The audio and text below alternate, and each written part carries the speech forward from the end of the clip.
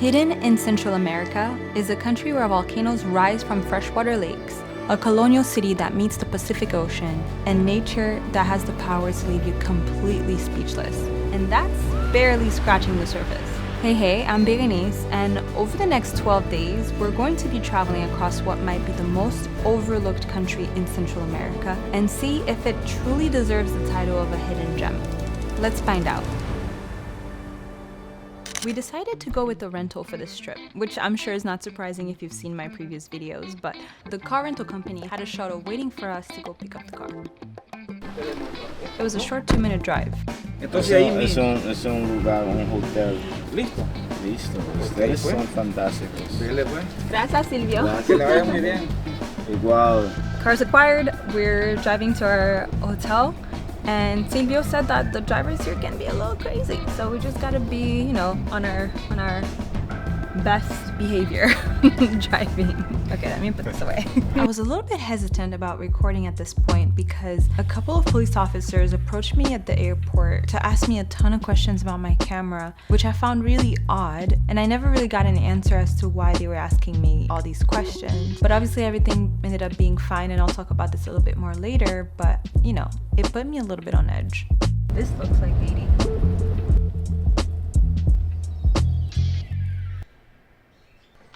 We made it to our hotel. We're gonna stay in Managua for just one night and figured we'll start slow, so we decided to choose a place that's on the affordable side. And surprisingly, there are a lot of places that are around this price tag, so let me show you around.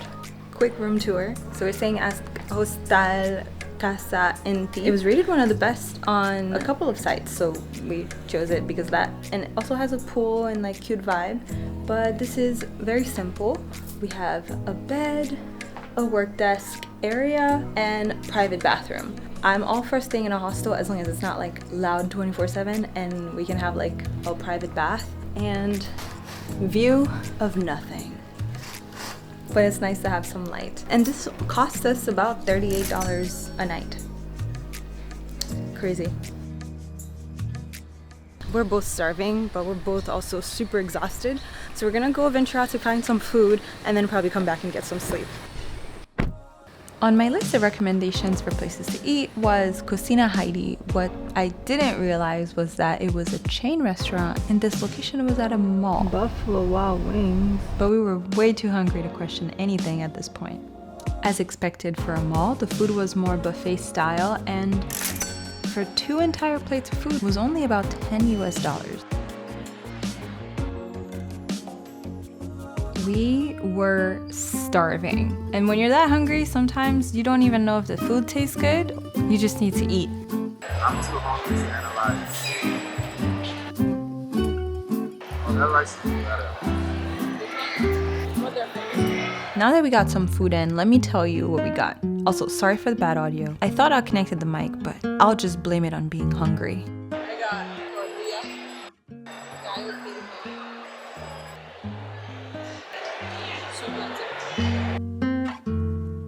the tortilla tastes like a pupusa, but it's big, and obviously it doesn't have like all the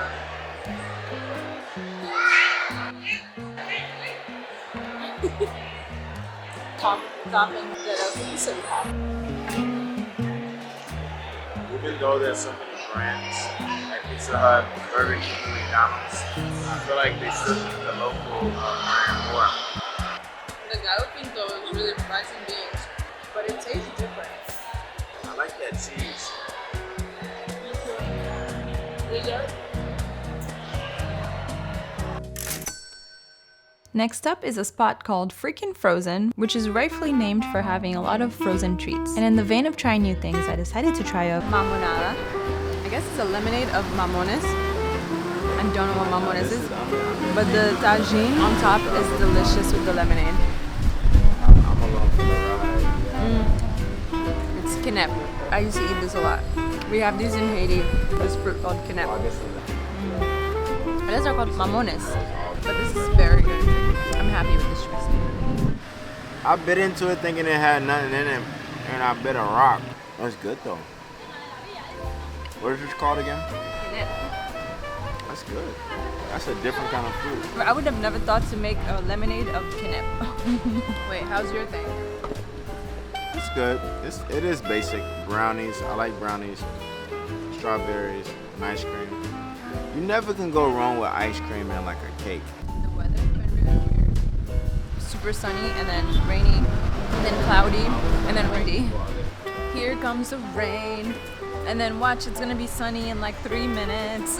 Now that we had some good food and some good dessert, it was time to go back to the Airbnb, well, hostel, for a much needed nap.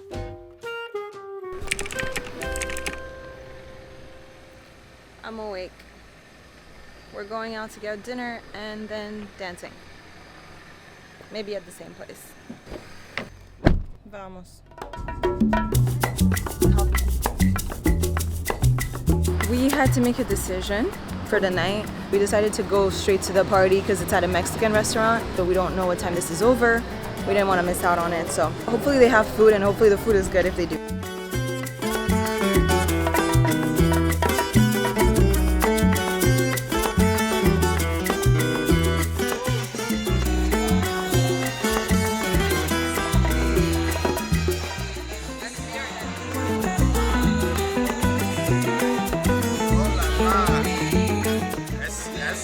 That's a unique taste right there.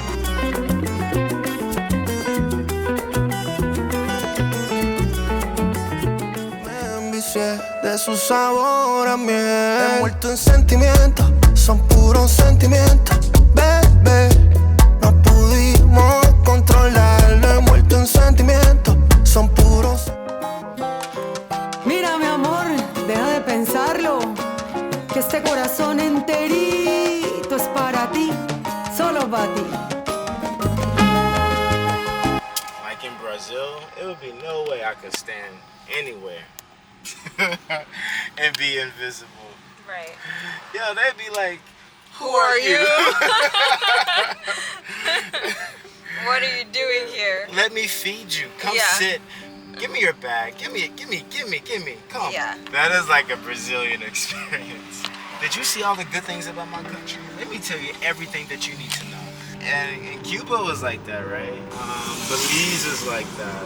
St. Croix was like that. It's a tip. It's very common. So it's kind of like weird. It's weird-ish. It's not like they need to be. Nobody has to be hospitable.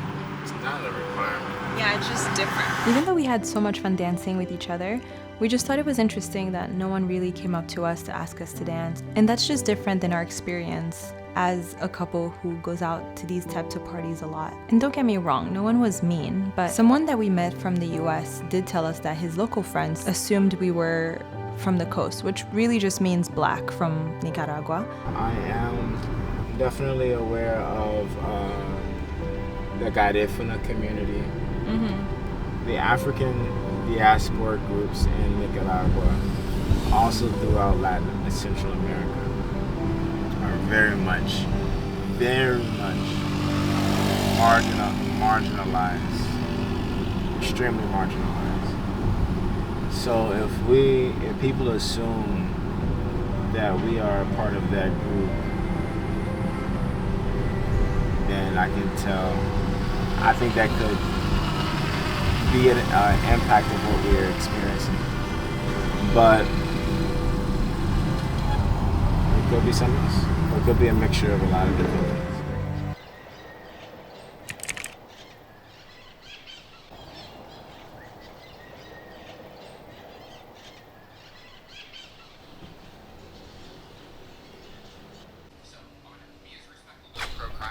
Hey. Because you're a progressive. How am I ¿Qué tipo de jugo es? Es pitaya con limón. Okay. Good morning. We are at Casa NT guest house. It's really peaceful. It feels like a little nook away from the hustle bustle a little bit of Managua. Driving here was interesting because you get to see like the developing side of Nicaragua and Managua. You see people working on the roads. There tends to be a lot of streets that have like a lot of trash on the side. But once you hit into the hotel or this guest house. It feels like they tried to build like a little getaway escape vibe for travelers, which is really interesting. It's like really nice and peaceful. Very much like lots of birds chirping and like lots of trees and plants and flowers and things like that. Very beautiful. You do hear the cars though, so it's not fully like tucked away in the jungle vibes. But yeah, it's a nice little stay in it. And we're only staying here for one night, but we definitely wanted to check Managua. And breakfast is not included, but it's only 185 Cordobas. And let me show you what we have. There are 3 types of breakfast, but the one that I chose is the Nica breakfast. It comes with gallo pinto, fried plantains, egg, and queso. And this juice, which is, ¿cómo se llama? Pitaya, which I think is dragon fruit, and limon, which could be lemon or lime, I'm not sure. Looks really good. Before we dive in, the ladies preparing breakfast agreed to let me take a peek at the kitchen. Aquí tenemos el queso frito y tenemos maduro frito y aquí tenemos el pancake. Aquí lo tenemos que lo estamos haciendo y aquí ya está frito. I thought it was kind of delightful that the kitchen looked like a home, not like a restaurant kitchen. There was something so warm about that. First cheese bite. The eggs is not really seasoned, but the cheese is so salty, the fried cheese, that it complements each other really well. It really balances out. The gallo pinto is not as crunchy as the rest from yesterday. This still has like that Nicaraguan flavor that I can't really put my finger on, but I wonder if they like fry the rice in something. Pitaya and limon. You can definitely taste the lemon and the pitaya. That was overall such a lovely breakfast. Definitely a great start to the day. Before we make our way to Léon, we decided to pack up the car and visit a few places in Managua as we make our way up north. The first stop today is Roberto Huembres Mercado, which is a huge market in Managua, named after a revolutionary that means a lot to the people here. And we read that the naming of the market after him was partly a tribute to him and what he's done for the country, but also a huge political statement as to where people stood at the time. Right at the entrance, the market had so many beautiful shops with beautiful, unique pieces from Nicaragua. ¿Hace cuánto tiempo que tienen la tienda? Ya tenemos como 5 meses ya estar aquí. Es muy bonito vender cosas así de mi país y así de la representación. This market has a little bit of everything, literally everything. You can find diapers, dog food, people food. They also have a comedor where people are cooking food for you and it's already made. Souvenirs, gifts, party items. Literally anything you could possibly need is here. And there's even little chickens. Just to let you know, they're gonna be food someday. I just had to let them know. He told them they're gonna be food. But yeah, this market is huge. ¿Qué es eso aquí? Y eso aquí. Almíbar, lleva jocote, coco, papaya, es dulce. Coco, lleva papá. It's like honey with a crunch, really.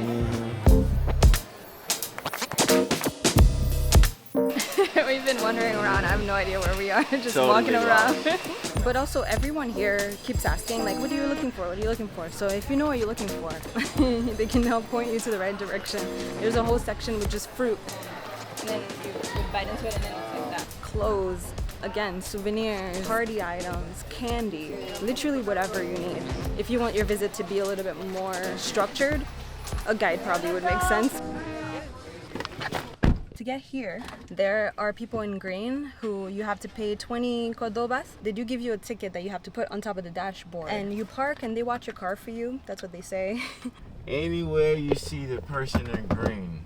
And we came back to our car intact, so.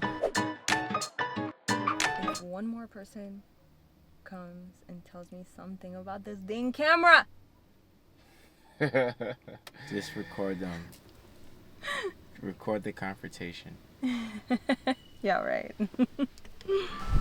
We just made it to Los Robles, which is a more upscale area of Managua. I've read that there are cute cafes and trendy shops around, and our first stop is this park. We just drove by and then wanted to check it out. This is the Japan Nicaragua Park. I'm looking for any information on this place, but I don't see anything. That apparently was a gift from Japan.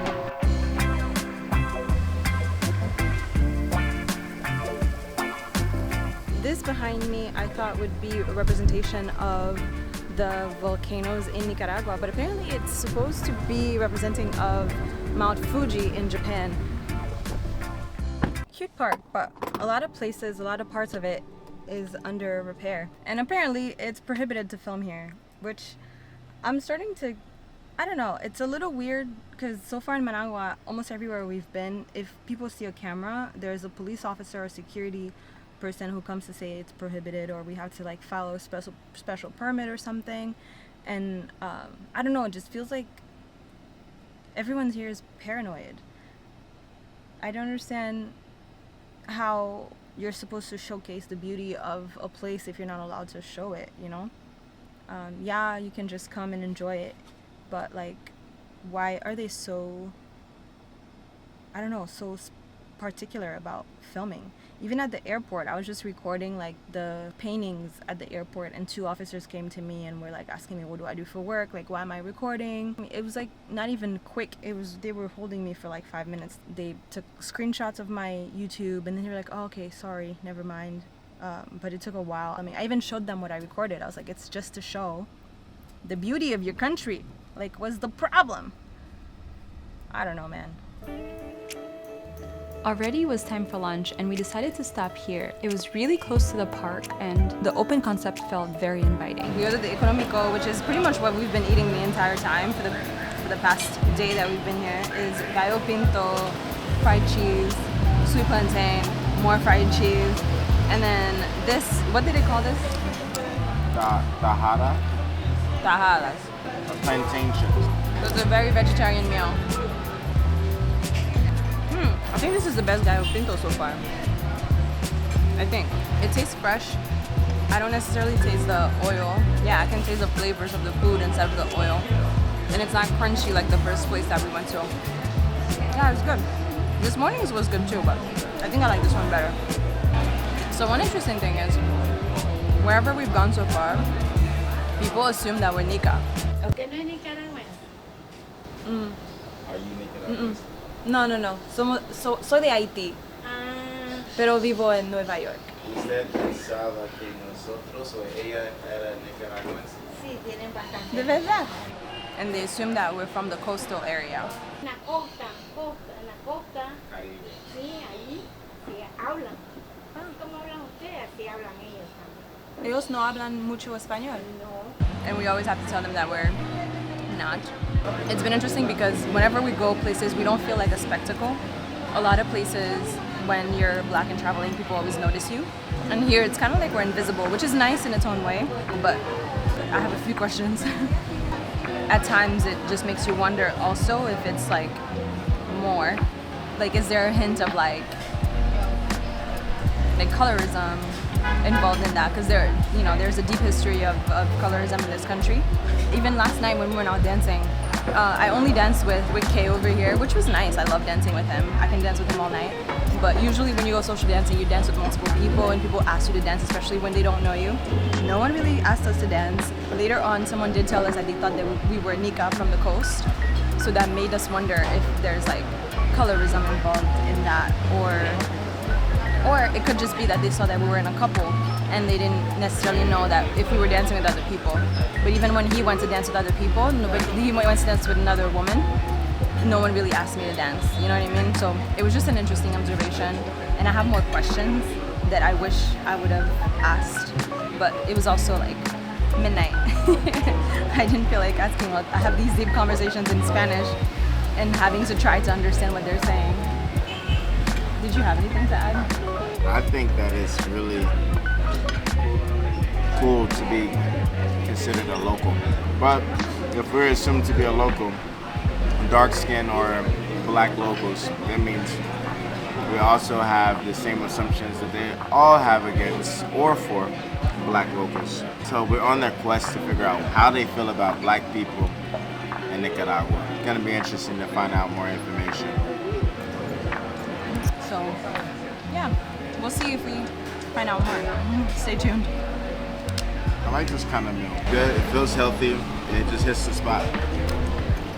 It's simple. You wanna order more? I gotta save my stomach for the next spot.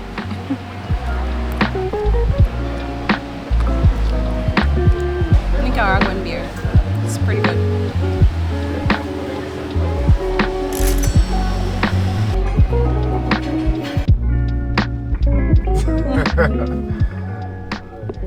Okay, so the next stop looks like is a no-go. Looks like they blocked off the road. But this stop is supposed to be the Mirador de Tizcapa. It's supposed to be a really nice view of Managua. There's some history behind that location as well. There's a monument. Yeah, the road is blocked, so I don't know. Lots of potholes on the side road. We made it. We found the entrance. The Google Maps is wrong. The entrance looks like it's 20 Cordobas per car. Yay, we made it. I'm excited.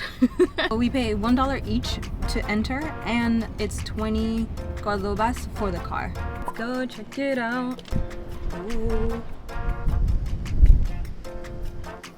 There's a nice view of Laguna de Tizcapa, which apparently is one of the many lakes formed from the crater of a volcano that is now extinct, and it's a protected natural reserve.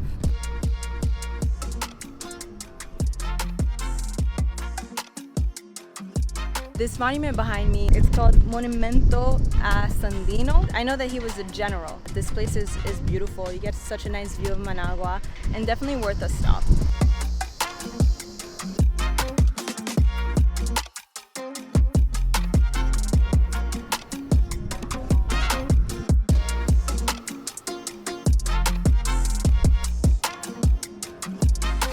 It may not seem like it, but we're still making our way to Léon. With each stop, we continue to make our way north, so we are closer and closer once we decide to make our way there. And for the next stop, we're at the Plaza de la Revolución, which is surrounded by this old cathedral that survived an earthquake in 1972. Apparently the inside was destroyed, but the main foundation remained intact.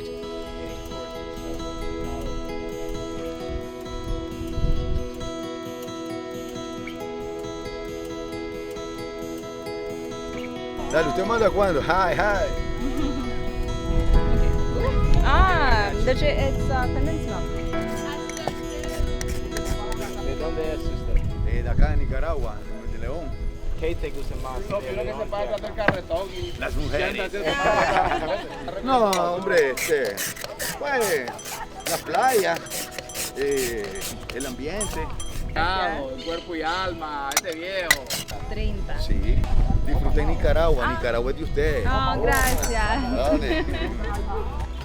Well, I was expecting it to be more like strawberry than anything else because it's so red, but it tastes very much like pineapple, but like canned pineapple. So we are at Puerto Salvador Allende. I was doing research early this morning and added this to the list, but I can't remember why. But upon discovering it now, walking around, it's a really cool hangout spot by Lake Nicaragua. There's a lot of shops, there's a lot of like little things for kids to do, games, restaurants, and a really cool boardwalk that you can just enjoy as you're making your way from one end to the other. And the end of it is called Malecón, which really only interested me because we went to the Malecón in Cuba, and it was really fun night. And we have a pit stop for a smoothie, coffee for him, and a muffin. Cheers. This is good, but it's not healthy. It tastes like deliciousness. Uh-oh,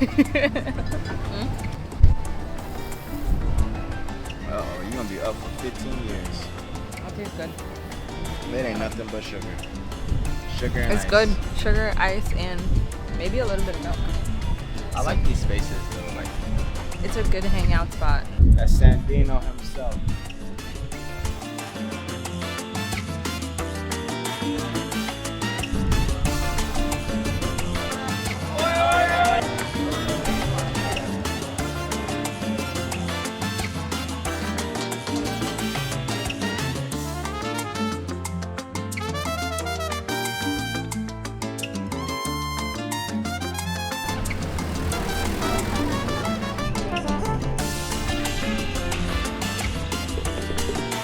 You can probably spend a whole day here. I don't know if it's popping like this all the time or if it's because it's Saturday, but the pier all the way at the end is beautiful. The sun is starting to set. You can grab drinks. There's so many restaurants. You can grab food, and there's also like shops if you want to buy little artisanal things. We just have one stop left. I'm actually okay if we miss it or not because I do want to start heading to Léon. We're gonna skip the last stop. We either had the wrong address or it doesn't exist anymore. It was supposed to be a small museum that had ancient footprints that were captured by lava. They were estimated to be about 2,000 years old, but we weren't able to find it. So we're gonna skip that and start making our way to Léon.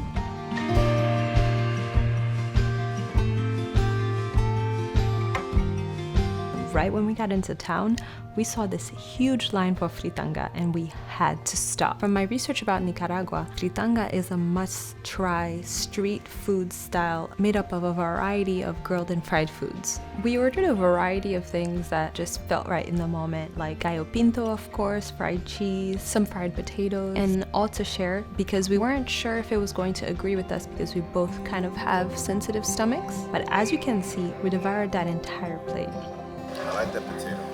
It was such good value for the price. All of this cost us about $5 US.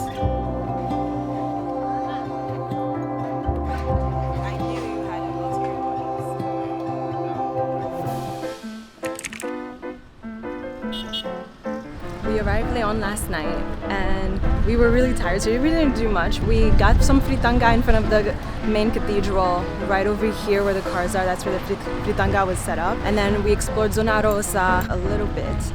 And today we had breakfast at the Airbnb. It was a very, very light breakfast. This is bread that's already toasted. Pineapple jelly, cream cheese, peanut butter. They also left us watermelons and mantequilla. And now we just headed to the cathedral to see if we can start our day at the rooftop. We were scared that it was closed, but it's fortunately open till 1 p.m. today on Sunday. And the entrance, if you're staring right at the cathedral, there's a small entrance to the left, a small little door you can go into. At the time of our visit, it cost us $4 US to tour the cathedral. Large bags and cameras were not allowed, so we did have to leave those with an attendant downstairs. After making our way up these narrow stairs, we were instructed to take off our shoes and carry them with us as we visit the cathedral. Even though I decided to come here for shallow reasons, I hear there's a really nice panoramic view of Léon. There are some very cool facts about this cathedral. It's not only a UNESCO World Heritage Site, it's apparently the largest cathedral in Central America. In my experience, cathedrals typically allow access to towers, so being able to walk on the roof like this is pretty unique as well. And back to my shallow reasons, the view is incredible. I even had one of the staff members point out a few of the major volcanoes in the area, and one of which we will be getting very acquainted with tomorrow. So Cerro Negro, the one that people board down, is over there, the tall one in the corner over there. And San Cristo is the tallest one in Nicaragua, is right over here. And then over there is Telica, which is the one that we first saw with all the smoke.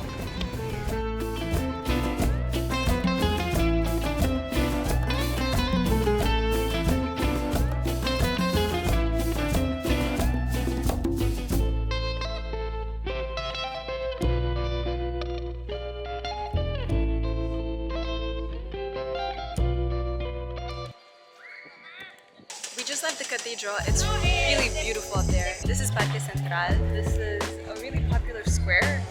There's a lot of food, drinks, snacks, and there's also like a little spot in the back where you can buy souvenirs and stuff. That's exactly where the cathedral is located. Looks like Kay decided to buy an elote.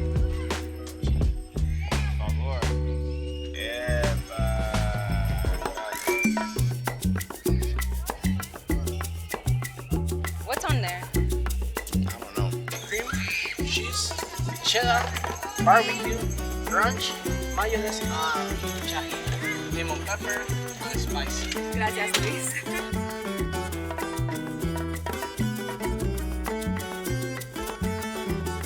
Baby, you better eat some of this because it's about to be gone. I think it's definitely time for lunch.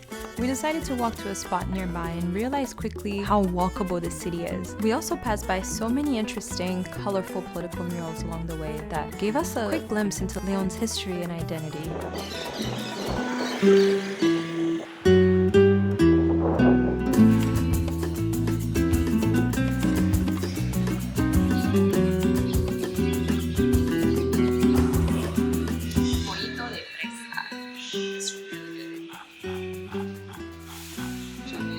It's so good.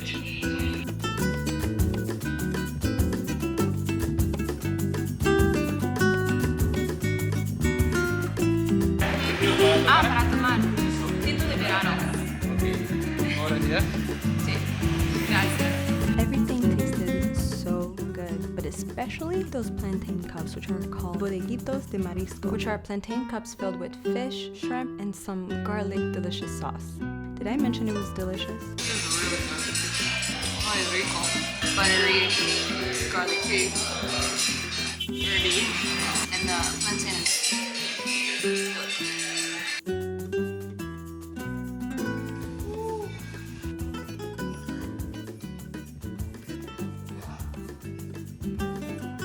That is good. I'll go ahead and trade. No. It's good, Te la right? mandé por correo certificado.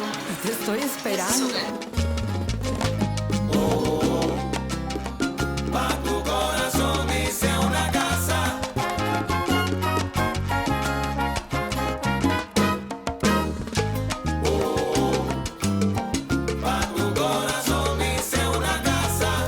Una casita bonita.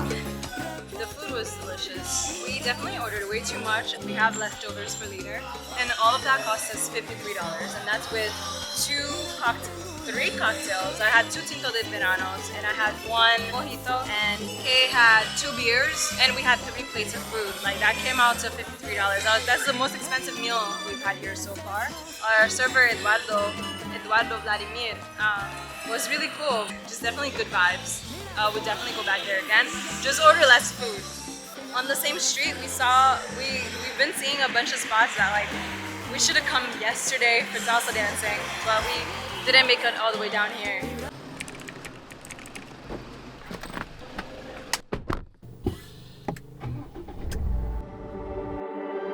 We're trying to go to La Peñitas beach, which is supposed to be one of the most beautiful beaches nearby, to see if we can catch sunset and maybe even get in the water and maybe have dinner over there. Although I'm not hungry, so maybe we might have to scrap this dinner idea. It's a 30-minute drive and it's already 5:49, so we're cutting it pretty close. So hopefully we can make it. Because I don't know if we'll have time to go any other day. Fingers crossed.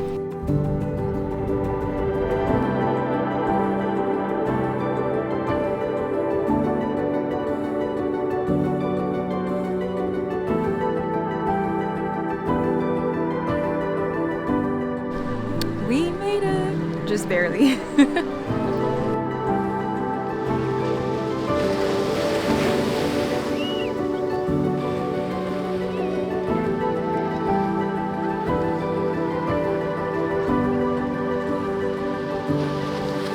Eddie's son took a really cool picture of us while we were taking a picture, and it looks really good. Muchas gracias. From Guatemala, I love you. See you later.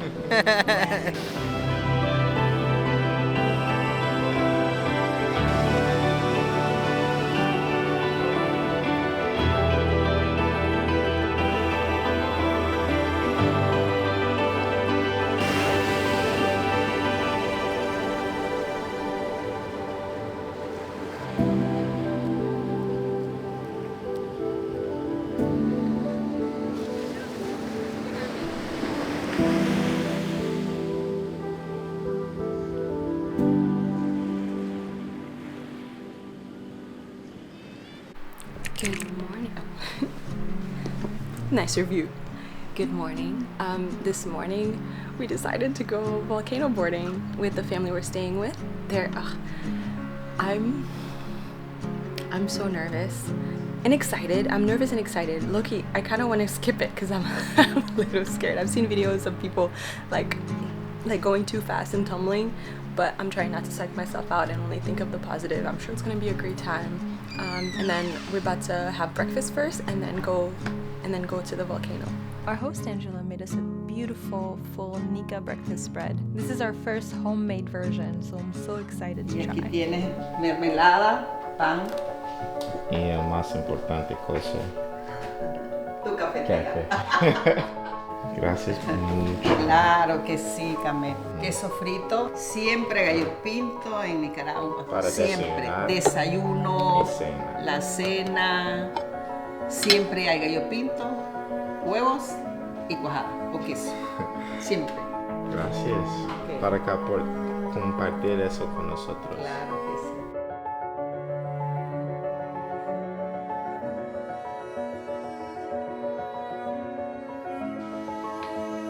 Nuestros padres nos enseñan a cocinar desde muy pequeños. Agua y qué más. Zapatos nomás. Viejo.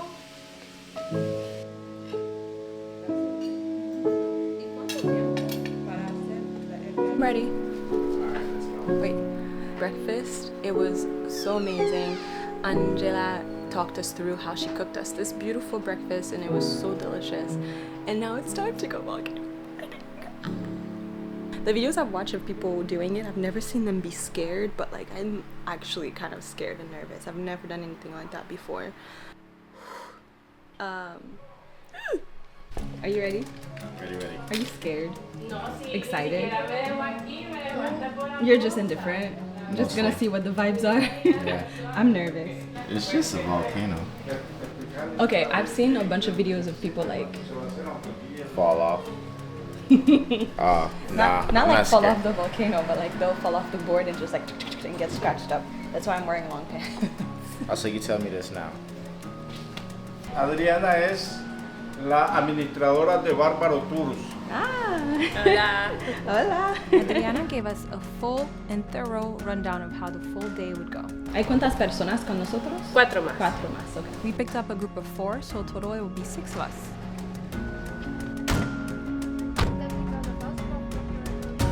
Jorge is gonna be your driver, and as of now we're gonna be driving from the city to the volcano for 50 or an hour down the volcano, using sled. Well, the time will depend on your speed on the way down, but usually it takes no more than a couple of minutes, assuming that you wanna calm down slow. But if you want it to calm down fast, it might take like 30 or 40 seconds. The volcano we're hiking this morning is considered here in Nicaragua as the youngest, smallest, and is counted on one of the 7 active volcanoes we got here.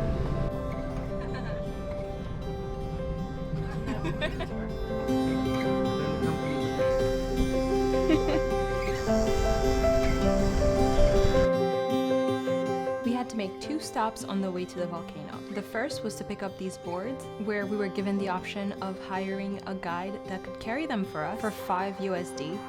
The second stop was at the Ministerio, where we had to pay an entry fee for the park. If I remember correctly, this was already included with the fee we paid for the tour. We got our bracelets, and this is the last chance to use the bathroom before we keep going and go for the volcano boarding.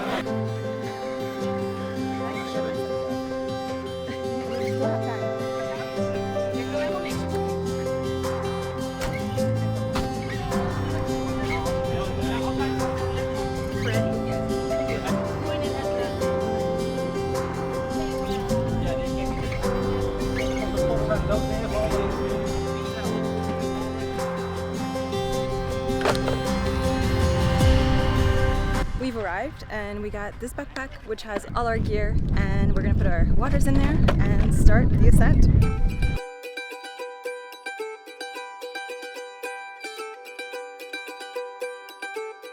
This is so beautiful. The hike was going to take us about 45 minutes.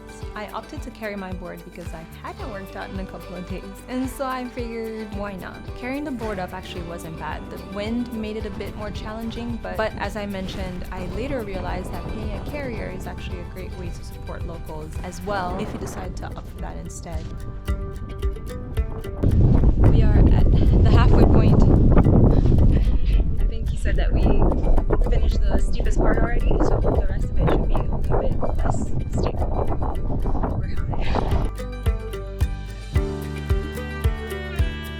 We took a short break once we got through the steepest part, and Max was really good about telling us more about the volcano and sharing some background history that makes the hike a little bit more fun. For those of us who decided to carry our own boards, he also gave us tips on how to carry the board from this point on, because it was going to be even more windy from this point on. The parking lot.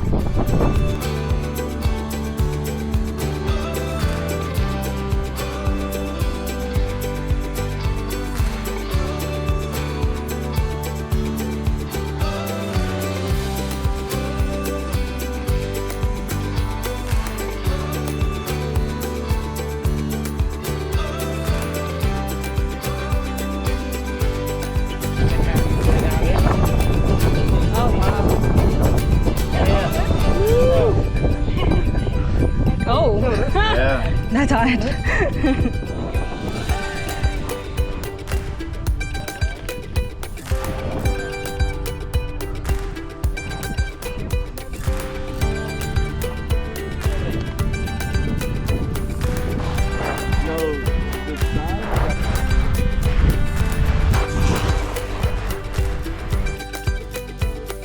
Remain keeping you back in this vertical position like this. That this activity has been already included in a bucket list on one of the 50 things that you have to do before you die. So have fun, enjoy the ride down, take all the time you need, and see you down there. Okay? What if we die today?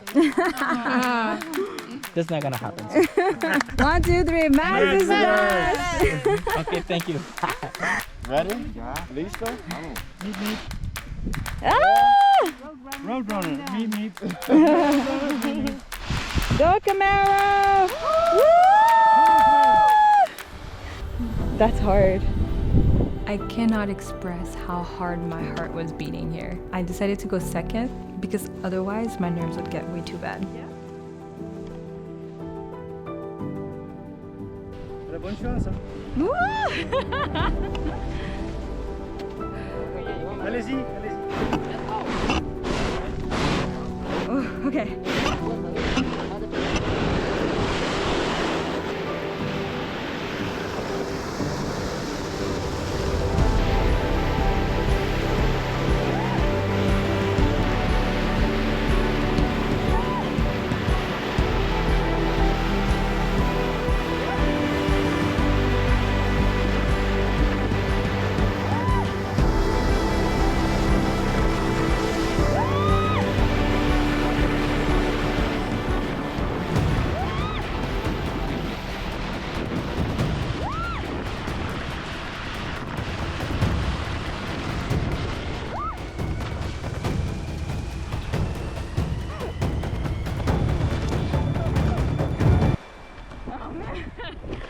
I fell off.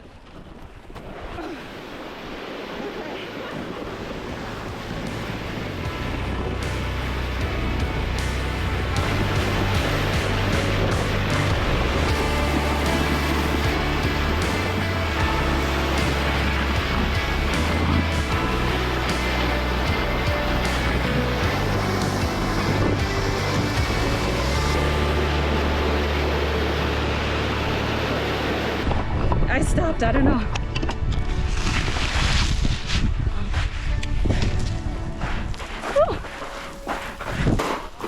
How was it?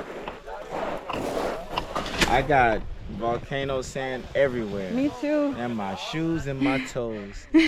And my drawers. Inside my armpits. And my and my nose. And my eyes and my ears. It's definitely in my mouth.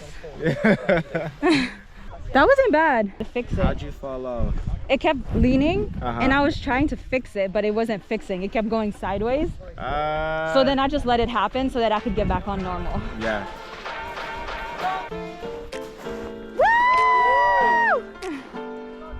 I was going like this all the time. Me too. Oh, we did. Yeah.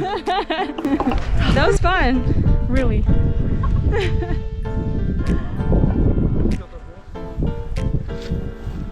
That's Max.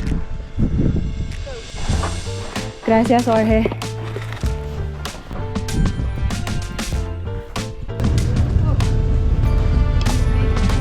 In your eye.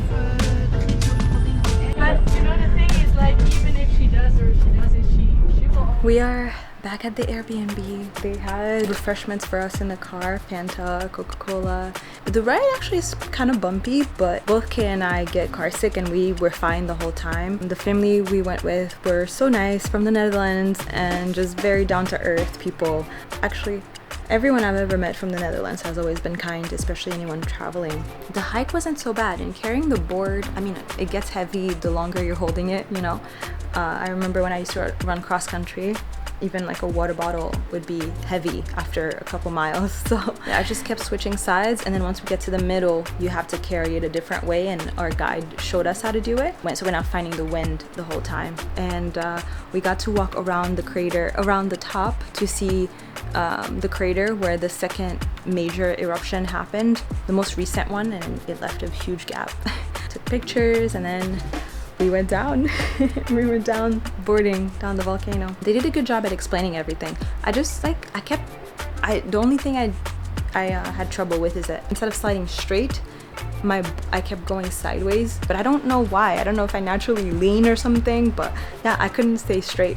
They did give us like some wipes to wipe off a little bit, but you know, I'm gonna go wash my hair, change, shower, and not in that order, and look like a human again. I'll see you in a little bit.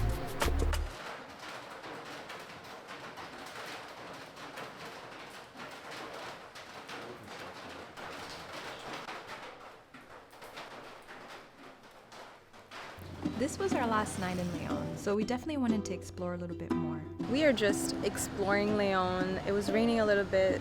It's obviously a Monday, so there's not like much to do. But we stumbled into the shop because I saw I saw cake. And of course, I wanted to go in. This one is really good.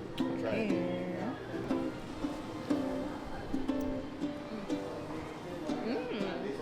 That's very good. Yeah, that one is very good. Vanilla, strawberry, and lemon. Okay, I want that one. Do you want one? Do you want the rum? You wanna try that one? You wanna try? The rum. Raisin and rum, and this one is fruit and rum. It's very good, right? Ya suficiente para mí. Gracias. Ended up buying like ice cream. It was so delicious, but chatted with Jorge and Hannah who are working there. I actually don't know if Jorge is the owner or if he just works there, but it was such a lovely chat. Like Nicaraguenses are such nice people, and we continue to see that. We got to talk a little bit about like Léon and the history and the pride that people hold from being from here, because it's such an intellectual hub. This is where the major universities of the countries are located, and we talked about like the people from the coast that we keep hearing about, and how there's no real beef between the people of the coast and everyone else. Eventually one day I hope I get to visit the coast, and apparently they don't all speak very good Spanish, which is interesting. They're more on the Caribbean side, so they have their own Creole, they speak English, but overall it was a really nice chat. We're about to go check out the Bar Mirador, which we were gonna come for sunset, but it was cloudy and there was no sunset to be seen. So, but we're still gonna go and check it out and see what's happening up there. It was pretty empty in there, but again, it's a Monday, so this is to be expected. But the spot seemed a little bit more catered to tourists. They played more rock, pop type of music, but overall it was very chill. We found caipirinhas, which are both our favorite drinks, and had what is now becoming our go-to small meal / snack, tostones with queso, and it was a very nice chill night.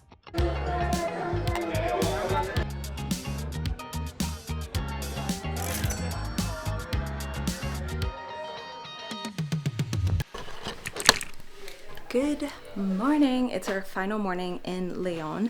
I recorded a tour of the house, but I feel like it was after we came from El Bodegón and I had 2 tinto de veranos, which are delicious. So I don't think it has sound. So just wanted to reiterate that we're staying with a family in Léon. We decided to start the trip this way to get a more authentic vibe of Nicaragua, get to see what a Nicaraguan home looks like. Maybe it might not be an average home, because they do have a few businesses, which I understand here is a privilege because more than half the population makes less than $2 a day, $2 US a day. So while I understand that context, we still wanted to stay with a family that is Nicaraguan, and just an easy way to get to know locals a little bit better. We lucked out with Angela and Manuel. They're very cool, very fun, very amable, very kind. And it was really cool to see how the home is shaped, especially like the holes in the ceiling. I've never seen that before, which allows the rain to come in, and it sets like a really cool vibe actually. It's a really beautiful home, and everybody's super nice that we've met so far. But this is the room that we stayed in. And when we walk in, we have these closets, which I enjoy because I like having space to put my things. And we also have this closet where most of my things lived. My suitcase just open wide right here. Extra sheets and comfort and blanket, which I don't think you need. Léon is really hot. This cute little vanity area, a huge huge bed. Not the most comfortable, but it's not uncomfortable. Like I didn't wake up and my body wasn't hurting or anything. And then we do have 2 fans. There's no AC. I think the holes also served as a way to air out the house. If we leave the window and door open, there is a really nice breeze that comes in. But with the 2 fans, we were fine. We slept just fine. Yeah, and then an additional desk here and a rocking chair. Wait, so did she say we can leave our stuff here while we're doing the tour? Yeah, she was just like, of course, this is your house. We are family now. Angela. Okay, cool. Before we head off to a food tour, we're gonna grab a quick breakfast. I know, we're going to eat on the food tour, but Angela made us this beautiful breakfast. Who am I to say no? And also, I was really glad to be able to start the day with some protein. I love breakfast.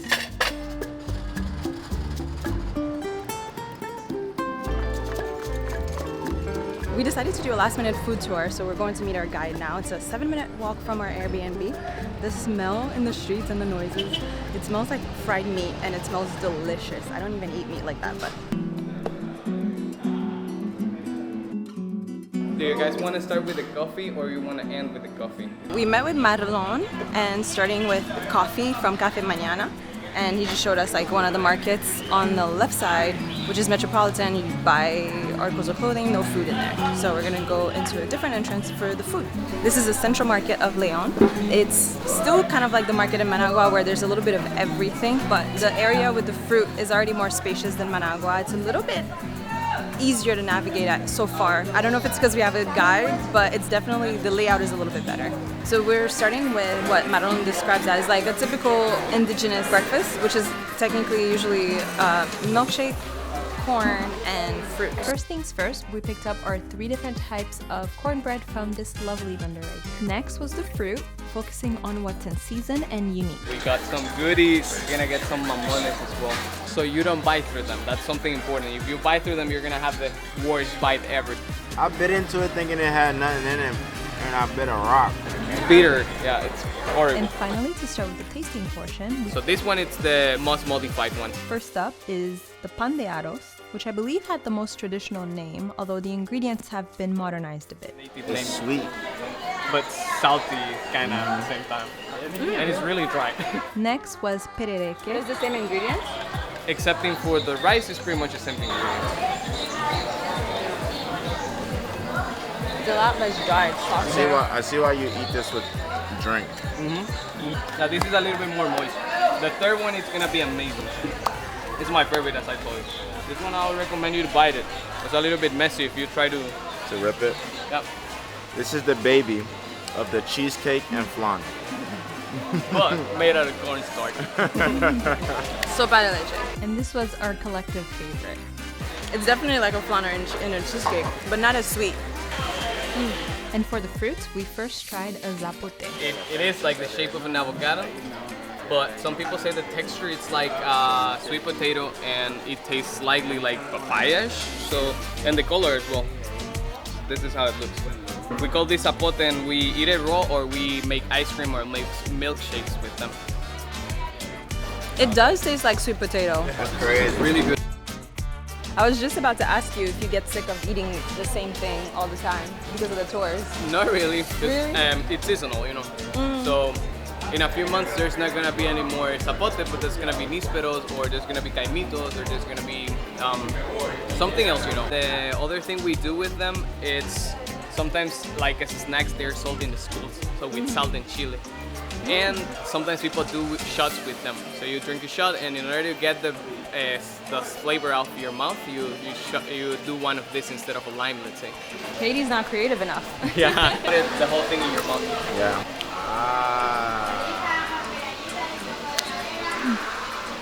The zapote that we got to try apparently is in season right now. We're currently in Léon during the rainy season, as I'm sure you've noticed by now.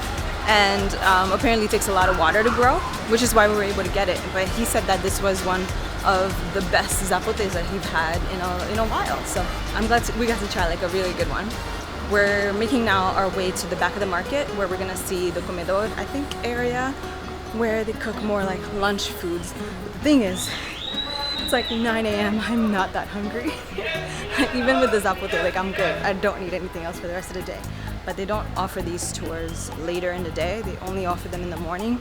I think it's so that the food and the things that you're trying is fresh and nothing is running out. So we're gonna try to get something and split it. That way we can, you know, support while we're because I'm filming. It would be kind of rude to just keep filming everybody doing things and not like buy anything. So for our snack, we're getting to try an empanada de maduro. If you've never had an empanada, it's essentially a type of fried or baked dough that you fill with whatever you want. In this case, we're just going with cheese, topped with some shredded salad. There's no tortilla. The tortilla is made out of plantain, ripe plantain, maduro. I've never seen this before. Embrace it. Wow. The maduro experience. Bueno, muchas gracias. Being from the Caribbean, one of the easiest ways to steal my heart is through plantain. Someone wants a second slice? So they put cheese on, no, that's salad on top and then cheese in the middle. Cheese is the middle, yeah. We call it cuajada. Remember she said she wasn't hungry? I'm not. Remember that? Yeah, I remember it. I remember that too. This is not hunger, this is greed. What is that sin? Yes, gluttony, that's what it is. That's you. I might be biased because of my love of plantains, but this is definitely one of my new favorite types of empanadas. Our next stop took us to the Park of the Poets, a park that we've passed so often because it's close to our Airbnb, and I never noticed that they had food stands in there. This is one of the reasons why I love food tours, because I not only get to see different parts of the city, I also get to try foods from places that I probably wouldn't even think to try. And for the main course, we got to try yuca that is served with some type of meat, but since I am pescatarian, I opted for the vegetarian version. This thing is chingaste, which is like the pulled pork version. It is about word in Mexican, curiously. Okay. And that one's enchiladitas. Okay. Enchiladitas with yuca. Bon appetit. The vegetarian version, if I'm gonna be honest, is a little bit boring. The enchiladitas tasted good, the yuca tasted good, and the salad tasted good, but it needed some sort of sauce to bring it all together. We passed this place so many times, we didn't even know that there were places to eat in here. It seems like there's other spots, but they're closed right now. But definitely recommend that dish, the yuca with the pork, especially if you eat it. I tasted it with the sauce. The sauce is really delicious. And now, time for dessert. We got to try raspados. Esta es tamarindo y grosea. Tamarindo y grosea. Gracias, bye. We took a short break on the steps to share stories and hear about Nicaragua, but also enjoy this raspado. We then walked back over to the market where we got to try a variety of desserts. It's like Tootsie Roll. You know the song? Tootsie Roll. We have this in Haiti. It doesn't look the same. It looks different, but the same taste. I think this one's my favorite. Cajeta. I'm so glad we were able to fit in this tour. We learned so much from Marlon and definitely lucked out with him. Even beyond the food, he's such a history buff. We were able to learn a lot about Nicaragua from him. We're about to make our way to Ometepe. Did I mention that our Airbnb host also owns a salon? I was able to get a super quick polish refresh from Aleida before we made our way out. Much better.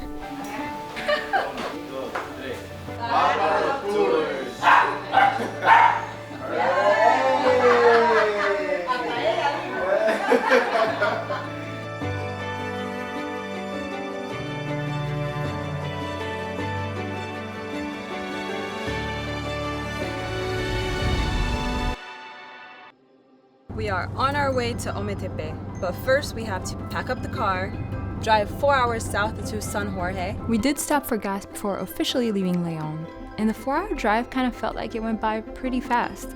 It was a very scenic drive with a lot of beautiful views along the way.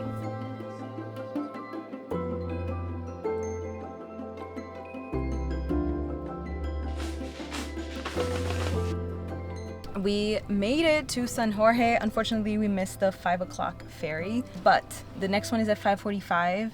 And it cost us a little bit more than I was expecting because our car is a little bit bigger. So for smaller cars, it's 20 bucks one way, but for our SUV, it's about 30 one way. So we paid about $60 plus our personal tickets. So it was in total $66.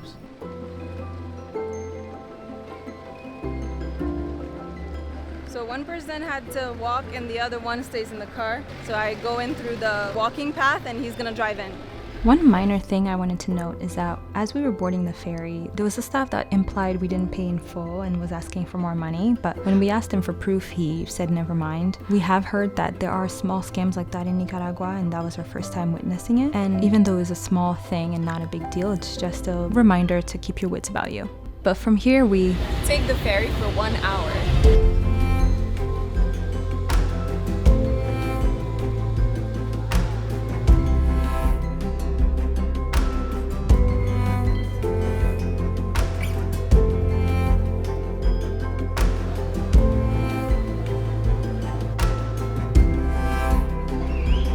It did get a little bit cold up there, so if you're sitting up, I would bring a light jacket or something to keep warm.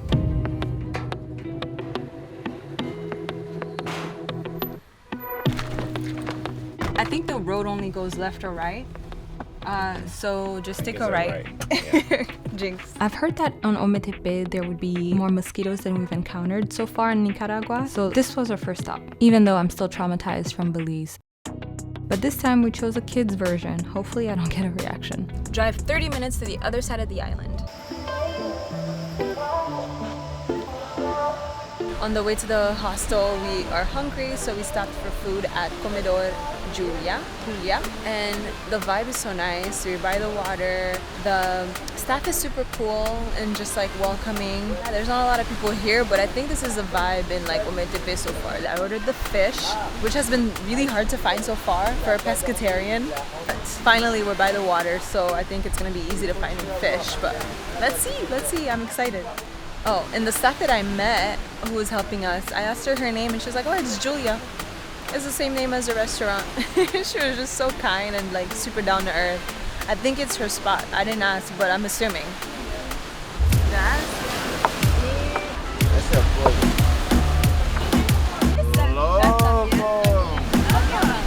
She gave me 2 fish. She did. Maybe because the fish is small? That looks so good. I'm so hungry. I'm so excited. I already know the plantain tastes good because I already tasted yours. Let's go straight for the fish.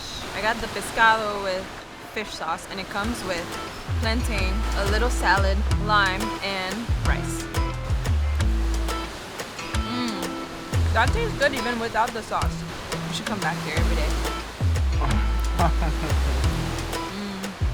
I feel like sometimes when people use sauces like this, they don't season the fish and the sauce is the flavor, but the fish is seasoned really well. It's like perfectly salty and kind of crispy, and then the sauce on it adds like additional garlic flavor. Me gusta mucho. Any country that serves plantain, whether it's sweet or not, with their food, without me having to order it separately, I love you. You want to taste?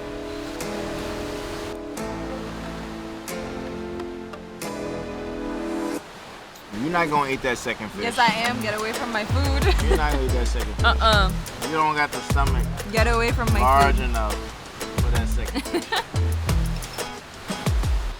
And the sound of the water is perfect. Comedor Julia. And she's a chef. How do you eat this? You have to scrape the top, my love, to avoid the bones. That's usually on the bottom. Flip the fish and like even the other side is cooked perfectly. It's like perfectly crispy, perfectly seasoned. I'm so happy.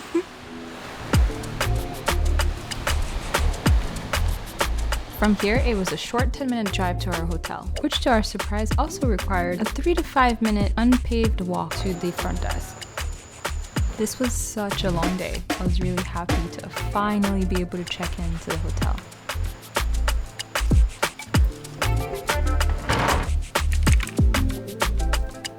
Good morning. Woke up today in Ometepe and it took about 4 hours to drive from Léon. The roads were really smooth the whole time. I think the main highways are just fully paved and there were no issues. And then we had to take a ferry in San Jorge, which is on the southern part of the country, an hour out to this beautiful island. It was dark when we were driving around, but there were a lot of bikes, a lot of motorcycles, and even ATVs driving around. It definitely feels like a slow-paced island. I do think that it seems so far maybe a little bit more expensive than Managua and León, but we'll confirm later. We're staying at a hostel but chose to do a private cabin. It's my first time doing like a fancy hostel. I didn't realize that like it was still a hostel. Like last night we got in, checked in late, and reception had closed and we didn't have towels. I didn't know that we had to like pay for towels. Buenos dias.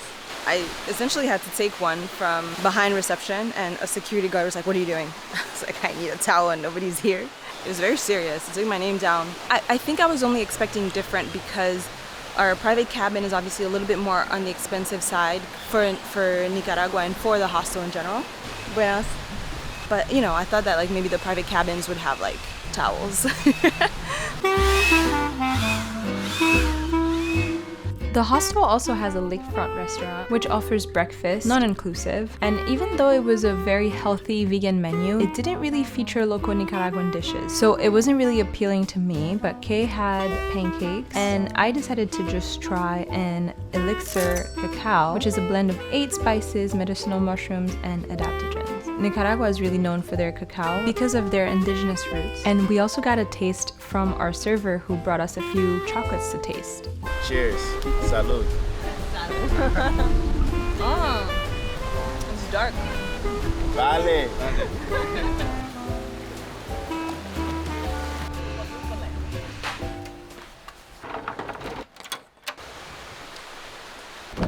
In 200 meters, turn right onto NN 226. Our first stop of the day was going to be about a 30-minute drive.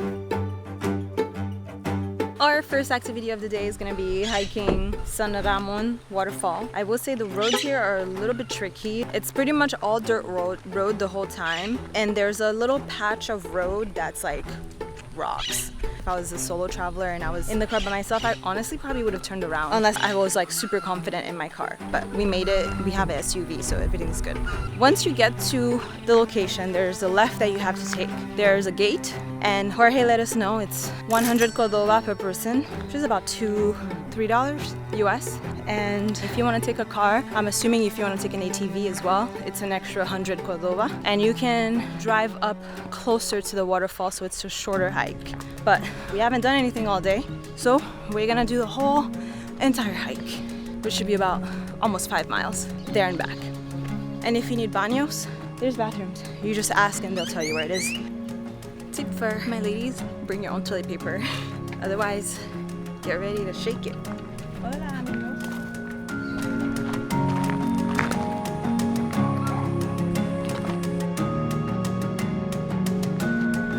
That's steeper than it looks, just FYI. So far, 24 minutes, all uphill. We're not even at the other trailhead yet. We're taking an electrolyte pause. Tastes better cold, by the way, electrolytes.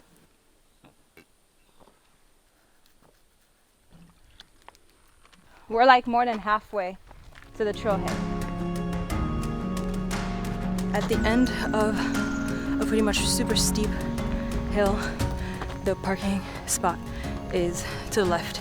So now starts the other hike, including 2 short stops, 44 minutes to get to this trailhead. Friend Dan, who's on a bike right now, I don't know if you can see him, he said it's about 45 minutes up. So we got another 45 minutes to go. That's not bad at all.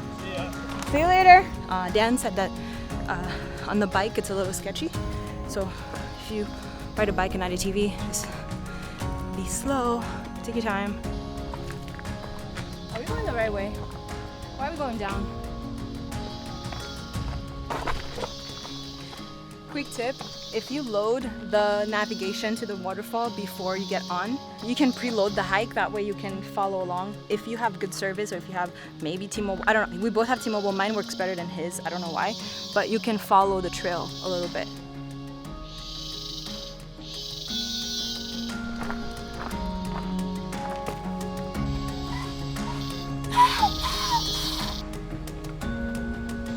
Which prevents the sound from coming in.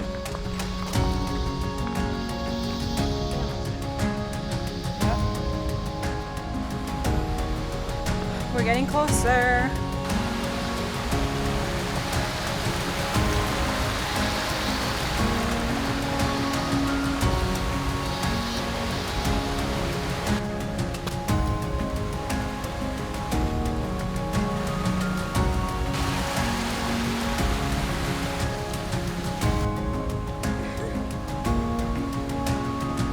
at the rock scramble part. It looks like it just keeps going up and you kind of have to climb. If you like a good hike, this is not bad at all. It's actually kind of fun. But if you don't like hiking, just take it slow.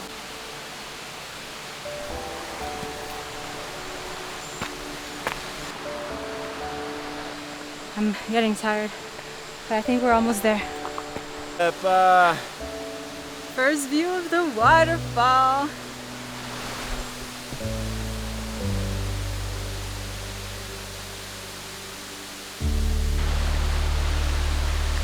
It rained over there? They said it was raining about 20 meters back. Wow, we didn't get rained on at all. You didn't? No. Wow. That's cool. You're not easily impressed, so a wow goes a long way. That's beautiful.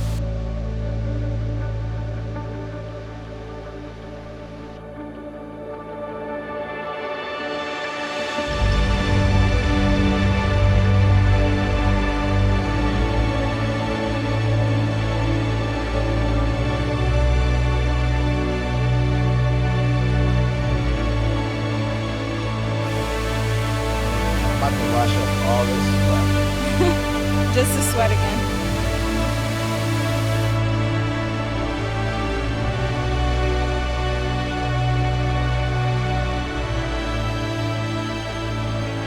$3.5 level of difficulty because of some of the inclines.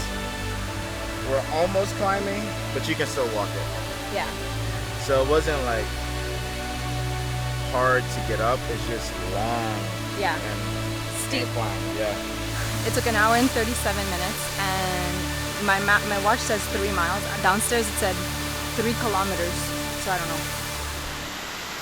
I'm dreaming about my future. It started raining. I just washed my hair.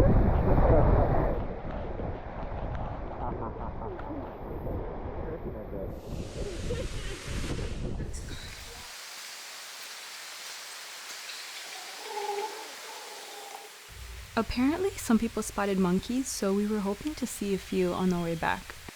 I wasn't planning on getting under the waterfall and getting my hair wet, but there was a flash burst of rain for like 3 minutes, and we got kind of soaked anyway. Thankfully, I have my waterproof bag, so I always travel with it, especially on hikes. It's easy to carry. So we popped everything in there, and we were good. All our stuff is fine, but since I was wet, went under the waterfall. It's beautiful and amazing and refreshing. Hopefully we'll see a monkey. Probably not. We think those are birds making those noises, but wishful thinking is it's a monkey.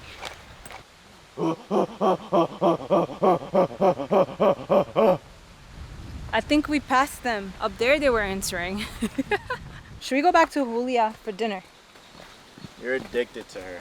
I am. That food was so good. If we don't go back today for dinner, I want to go back tomorrow. She's so nice too. Some people find it hard to say Berenice. I have a nickname, JD, which I don't love, but it's fine. I don't love anymore, I should say. She heard him call me JD, and she was like, Jenny? Jenny? And she called me Jenny the whole time. I didn't correct her, that was on me. I wasn't sure if she was saying that my name was Jenny or hers. Later I caught on that she was calling me Jenny, and I was like, you know what, I like it. And she was so nice. That's beautiful. The water doesn't even look like water. It's just so calm over here. Looks like the heavens. It does. That's gorgeous.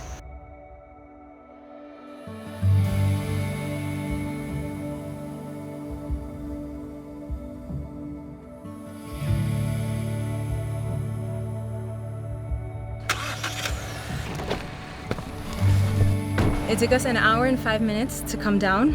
We shaved off about 30 minutes on the way down. Went much faster. Our next stop of the day, we decided to try and catch the sunset from one of the beaches nearby.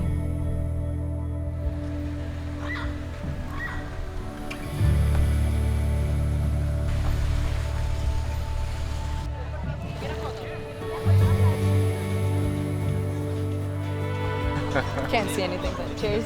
You can. You're dark. $40, pero usted está en Osaka. This would have been better. Cheers.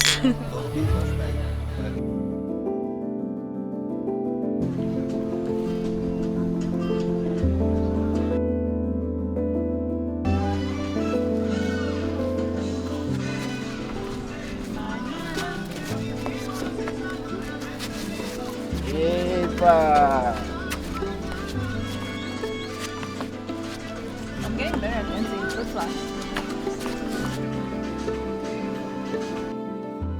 For dinner, Kay decided to go with the chicken sandwich while I went with garlic shrimp. At the time, I believe that was the only pescatarian option they had available. I have to shout out our server Madeleine. She was so funny. It was definitely a blast chatting with her. Good morning. We want to extend our trip one more day in Ometepe. Fortunately, this room is no longer available, which means we have to pack. So we're weighing our options right now. We're gonna finish packing real quick and then let's see what we can find. I think the verdict is that we're gonna stay here and just switch to a different room that has like a shared bathroom but private room. But we'll see. Kay needs a slower morning and I just wanna go visit. So I'm gonna go for a little drive and see what we find.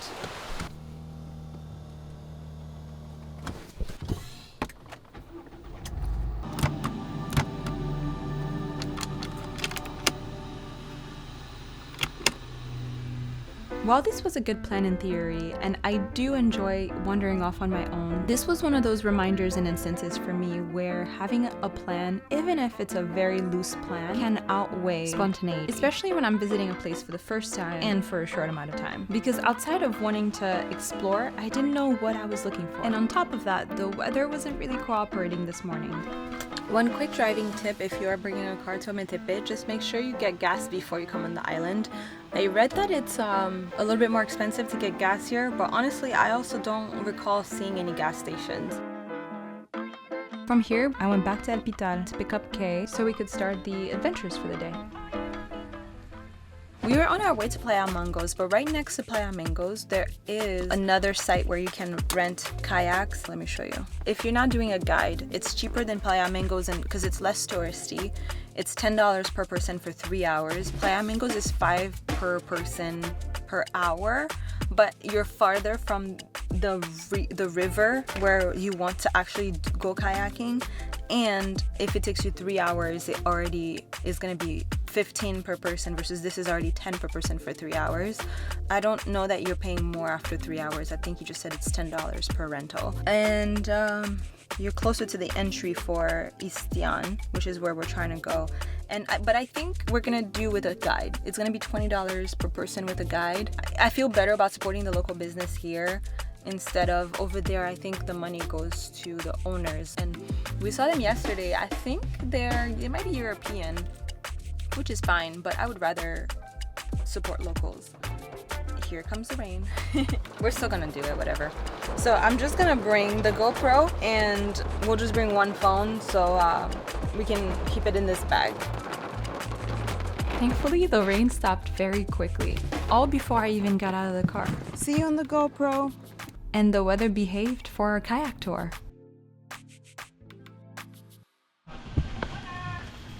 Where is it? Hola. ¿Cómo estás? Parrot speaking Spanish to us. We're trying to see it, but I don't see it. Habla muy bien español, Parra. Sí. Mejor que yo, que me. And they can take a card if you don't have cash, but obviously cash is always preferred. I don't see. Look at the top. ¿Cómo estás?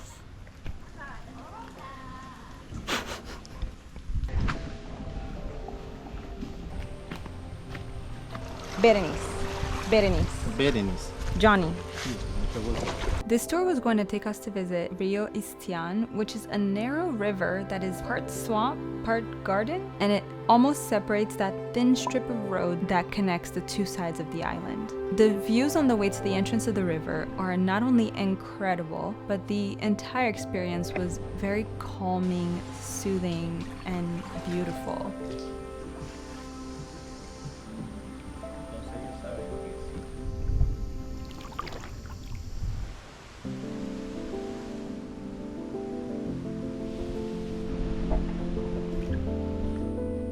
I don't think you can see it with this.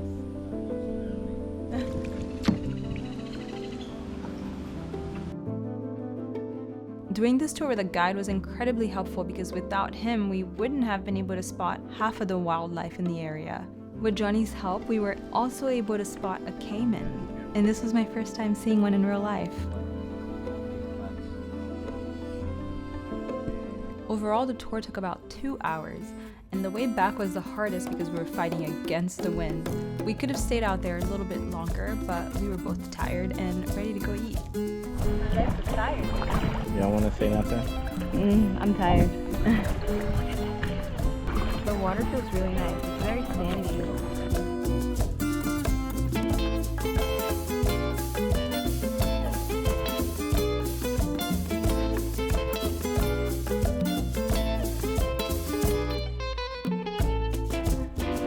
We're at Playa Peru, which is really close to where we did the kayaking this morning. We just wanted a different scenery. They also had food there, but wanted to try something new or something different.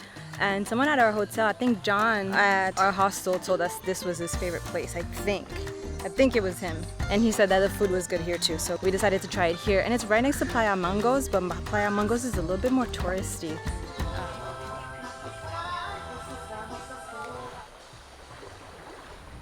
I would jump. Go ahead. Right now? Yeah. My cell phone. Take off the backpack though. Let's jump together. You wanna eat first? Yeah.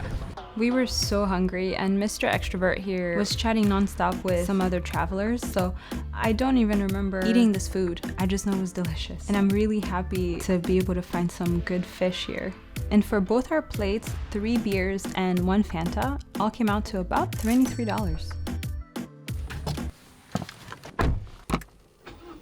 And from here, we decided to hustle over to the other side of the island, which was gonna take about 45 minutes to see if we could catch the sunset at a highly recommended spot. And of course, we're having to rush there, but fingers crossed we'll make it in time.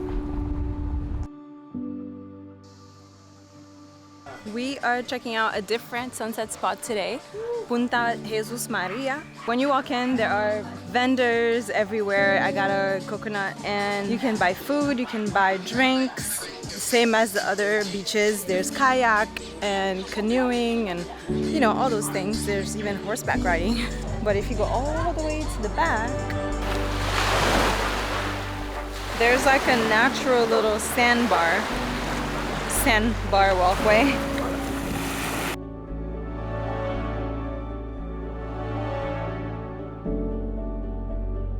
This was a peak moment for me for sure, to have the volcano on one side and the beautiful sunset on the other side in this gorgeous water that felt so amazing. I can stay in here forever. The water feels so good.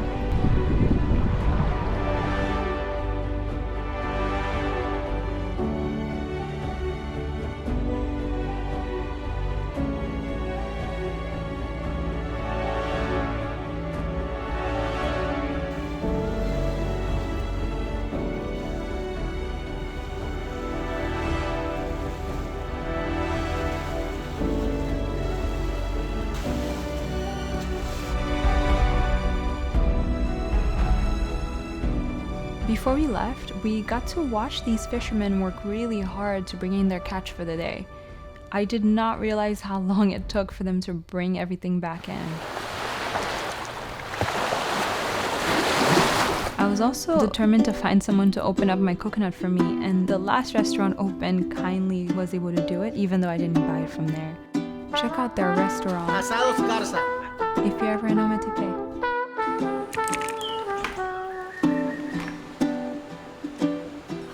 Good morning. It's our last morning in Ometepe. We leave out today to go to San Juan del Sur, and before we leave this place, I'm debating having one last adventure this morning. But before I decide, I want to give you a tour of this place that we stayed at because it's pretty cool. It's essentially like a, I want to say camping style hostel, but like more like glamping style hostel. There's glamping at different levels, starting with tents all the way to like a lake house cabin view, but in general it just feels like you're like embedded in the forest, and it's very peaceful, very very grounding.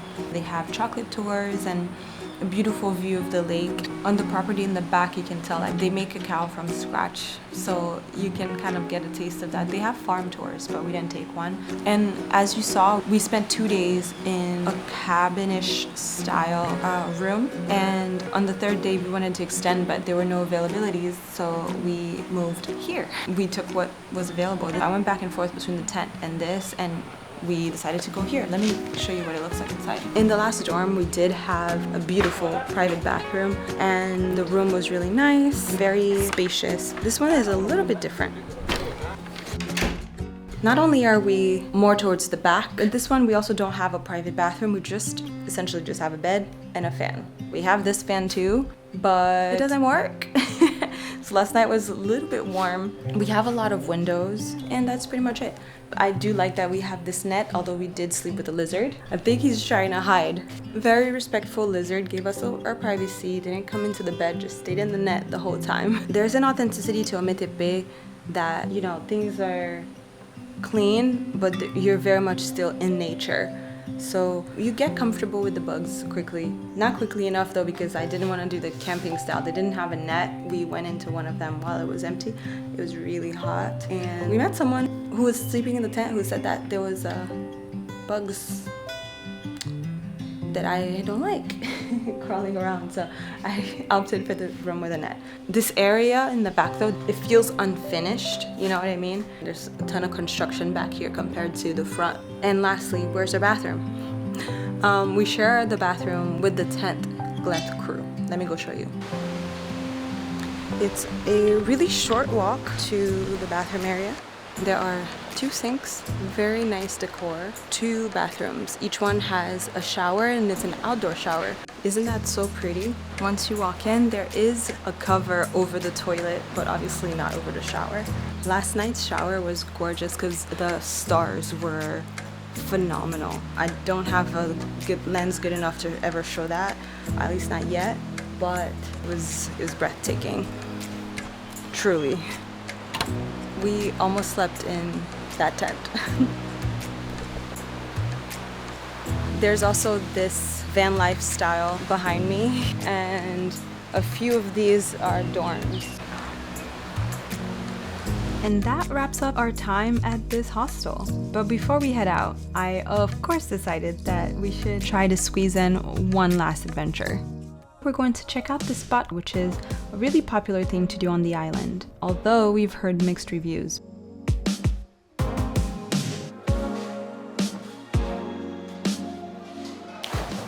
Last minute, kind of decided to come to Ojo de Agua.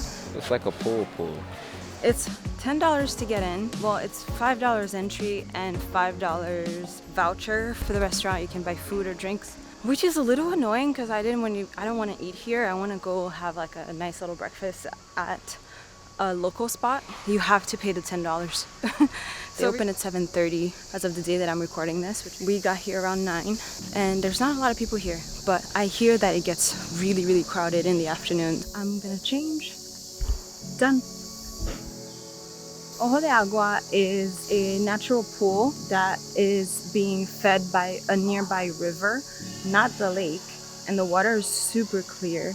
There's apparently spa, picnic, restaurant, and little shops all throughout.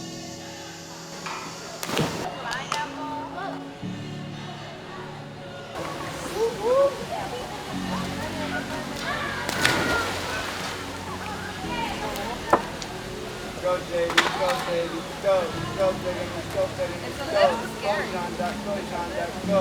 Go, Asher, go. I couldn't hold on. That's why I screamed because I was fun.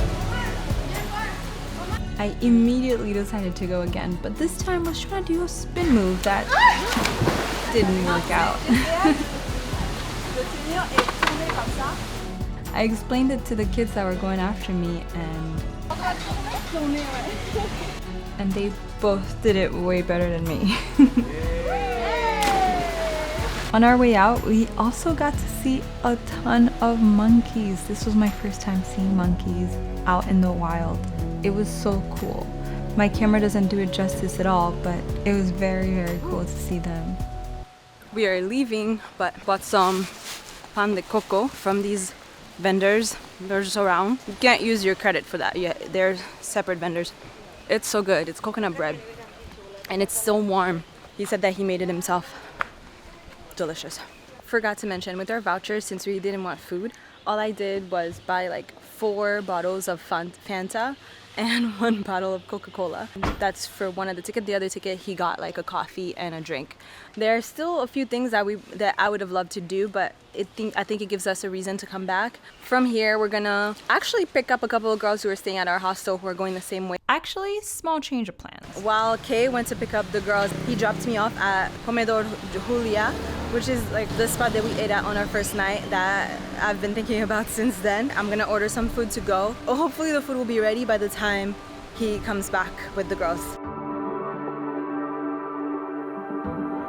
The food came really fast. Kay's not even here yet. She prioritized making it, I think, because I told her we have to catch the ferry, which is so, so kind, so lovely. Esto es Julia. Sí, mucho gusto. Pueden visitarnos aquí en la isla de Ometepe, Comedor Julia. Tenemos buen pescado y un buen servicio para darle a los clientes, le brindamos a los clientes. Muchas gracias. She remembered who I am. She still calls me Jenny, which is really cute. I love it. She's so kind. From here, we're gonna drive to the ferry, which is about 45 minutes. Take the ferry, which is gonna take about an hour. And the process was the same as getting here, where only the driver stays in the car and the rest of us have to get out and walk onto the ferry. This ferry is a lot larger than the one we took coming in. There's a lot more space for cars. If you're just walking on, it's 50 Cordoba per person. But with the car, obviously we already paid. We had a round trip ticket, so everything was already included.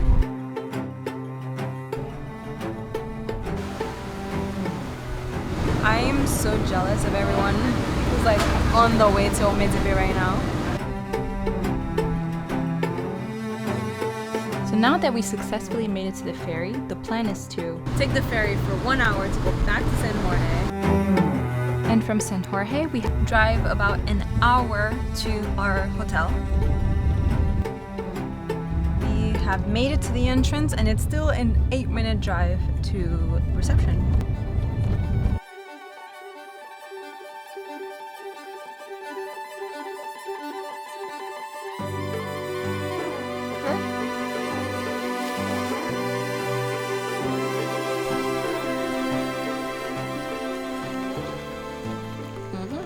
Once we checked in, we got a tour of the property, which already looks so amazing and beautiful. Our room is a bungalow nested in the jungle, and it has a king-size bed, private bathroom, a desk, but also this amazing view, which doesn't come with curtains or windows that shut, just screens over this gorgeous view. This might be the most beautiful place I've ever stayed at in my entire life. This is crazy. Should you come across a scorpion, if you get stung, the best remedy is a strong cup of coffee. In the event of a snake encounter.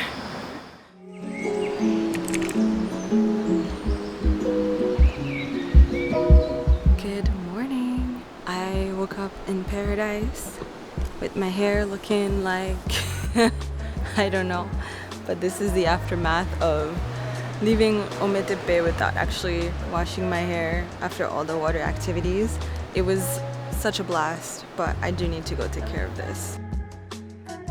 But wow, this looks so beautiful. We woke up in the most peaceful place.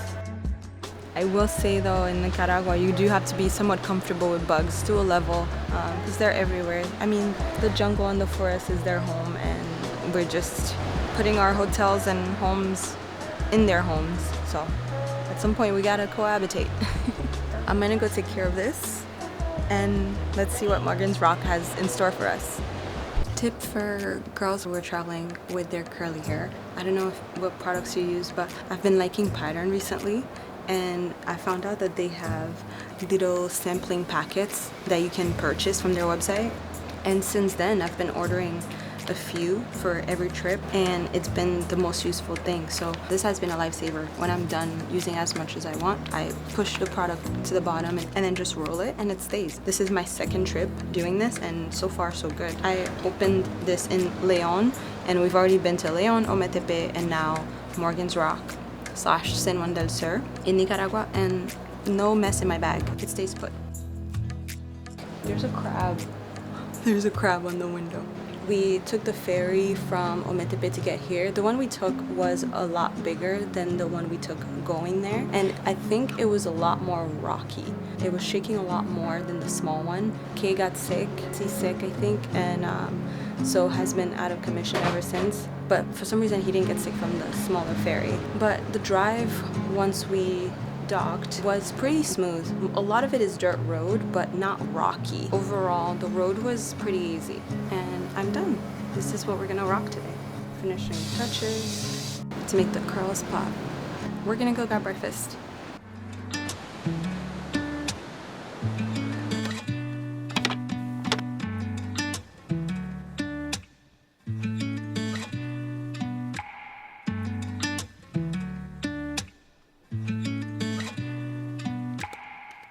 The walk to breakfast is taking forever because I keep stopping to look at everything, take in everything, listen to every sound. This is so beautiful.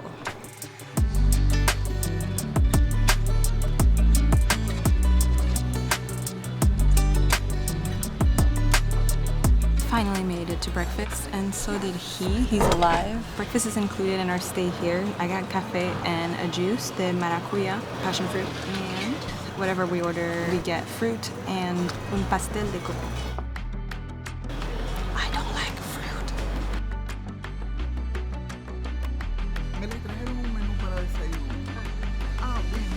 These mice suggested a concoction that should be able to help with Kay's stomach. It's something like ginger, lemon, and I'm not sure what else. Ooh. We leave on Tuesday. He's making fun of me because I'm sad because we have to leave soon. We only have like 4 days left. Just to be clear, I feel this way when I travel. I love to travel, but I don't feel like I want to stay in one place every single time. But this place is so beautiful. There's so much more to explore. Like this coconut pastry, which was so delicious. We both got the Nika breakfast. He got the eggs scrambled and mine are fried. Other than that, it's all the same. And it comes with everything we've already seen before. We've had Nika breakfast already. Well, not on this vlog, but on the trip. So we have gallo pinto, queso frito, maduros, huevos frito, aguacate, guacamole, and pico de gallo. And that's a typical Nika breakfast. That's good. The beans are a little bit crunchier. The rice is very flavorful. Maduro. Queso frito, fried cheese, and eggs. The egg is not flavored, but because the cheese is so salty, it goes really well together.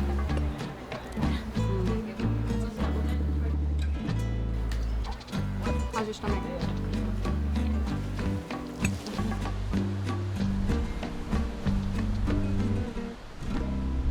I think our bungalow is like one of these is ours. The beach is beautiful. The sand is really nice and soft. The water's gorgeous. They have bathrooms down here, lots of lounge areas. There's a volleyball net, kayaks, surfboards, tons of spots in the shade. It's very nice. So we were able to come here at a heavy discount because it's the low season. It's technically the rainy season, but look at this. It's beautiful. I've pretty much spent the whole morning at the beach. Didn't go in the water yet, but I plan to. I was hanging out on the hammock, just taking in the quiet, but I want to move a little bit. The bikes are free to use. I'm gonna grab one and tour the property a little bit. They sent me a map on WhatsApp, which is how most communication is done. Let's see if I can check out some viewpoints.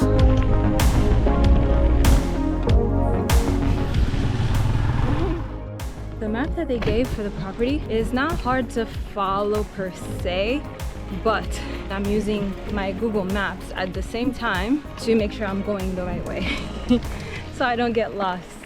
It's a very scenic ride. It's my first time on a mountain bike. It's pretty cool. I did go to the room to grab pants, but I grabbed them and left them on the table. And it's a long walk back up, so I decided not to go back to get it. This hotel is very focused on sustainability, and I've heard that they planted over 1.5 million trees.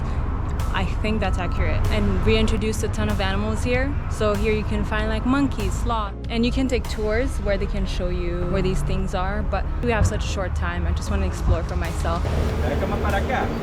Okay. He saw me looking in and he invited me to hang out for a sec because he was about to take the sheep out to eat. It was so interesting to see how obedient they are. ¿Y dónde van ahora? Ah, okay. He said his name, but I don't remember.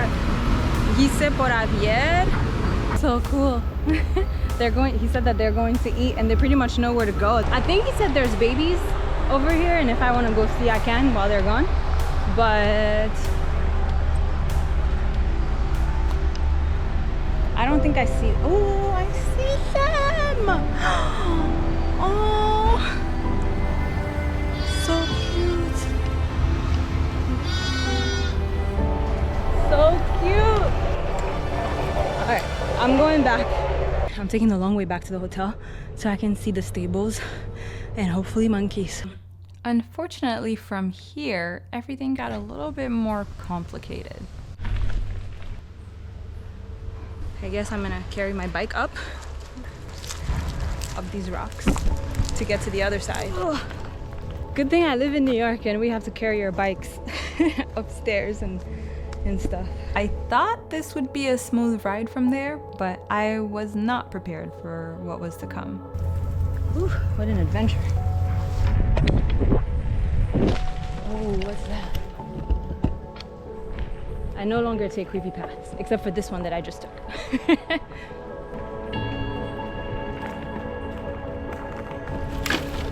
I think this is a stable, so it's possible that they're gone on a tour, or maybe this is an old stable. I know where I am, so I thought. I was a little scared, so I was pedaling a lot faster in the past 10 minutes. Yeah, I think I know where I am now, so I just need to keep going this way and eventually I'll end up at the hotel.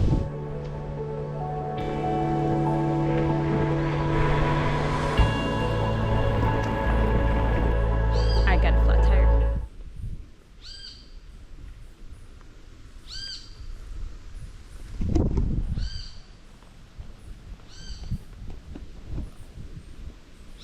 What do I do? I mean, I'm in the middle of nowhere.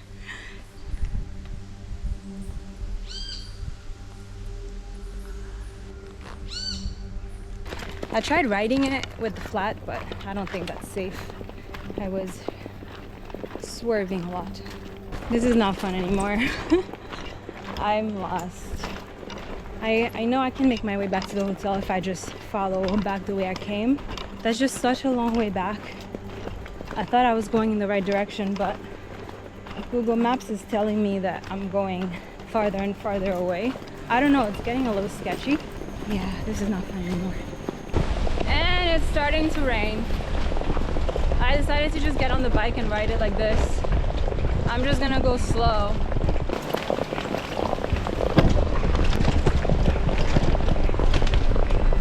I saw a sign that says house with the same logo as the hotel, so I'm gonna go there. It looks like they might have a beach entrance, so hopefully this is the right way, because I've been riding for a while and I don't see nothing.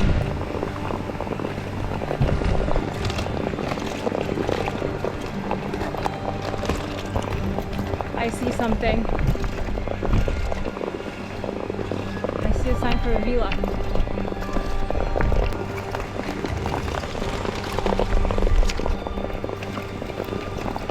Okay, I see ocean.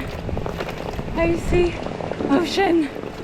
Please let there be a path. Please. I see the ocean. I was so lost. Oh my gosh, I was so scared. We didn't die, but we're getting rained on.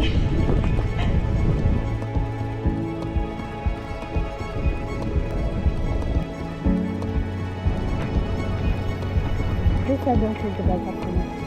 I was fine. my reward. Gracias a Erlis. Ah, claro. Mucho gusto.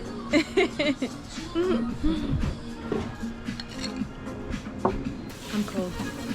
I definitely had enough adventure for the day, so I spent the rest of the afternoon decompressing. It's like a reward. It's a TikTok sound. While I was lost, Kay was getting a massage. I had no idea. The weather was still a little bit gloomy, so I didn't get in the ocean, but it was really nice to walk around the property and just take in all this beauty.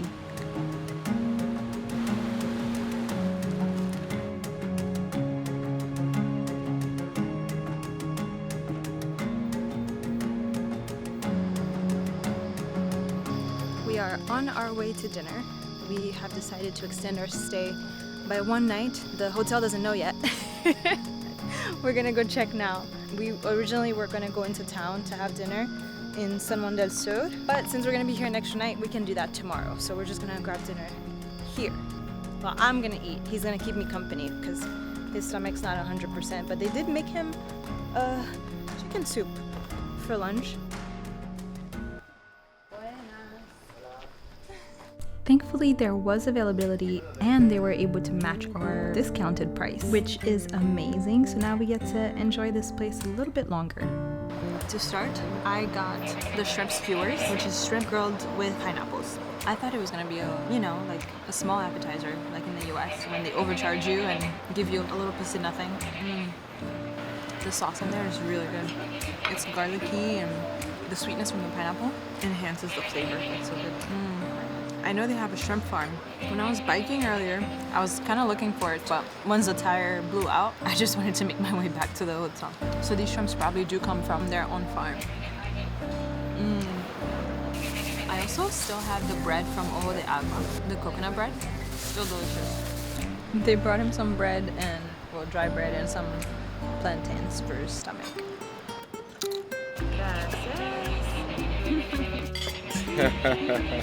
That looks good. ¿Qué es eso? Ah, it's very similar to breakfast. So, I mean, I guess that's like the typical Nica food or dish, dinner. I don't typically eat meat. I'm pescatarian, but they recommended this one a few times today. We have beef, chimichurri, avocado, queso frito, plantains, but like plantain chips, gallo pinto, shredded lettuce, and pico de gallo. Overall, everything was so good. I truly did miss eating the Nica breakfast in Ometepe, so this was really nice.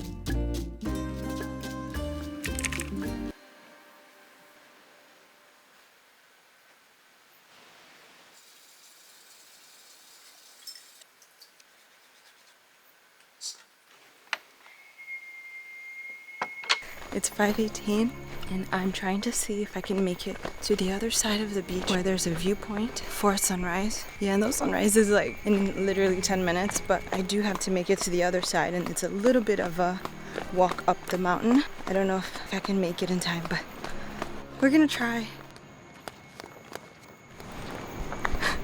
All the little crabs are up, running around. It's already so bright. I have to make it all the way over there. I know to like a little path. Hopefully it's a short walk, but if not, this is still a gorgeous view. This is the villa that I came out of yesterday with my bike. I do wish that they would have better signs to know how to get back to the hotel or the points that are marked on the map that they sent me. It would be nice to have like signs to say where you are. Unless they're there and I just completely went the wrong way, which is possible, but I feel like I did a good job at trying to follow the map. I think this is the right path, but I think I took the wrong entrance.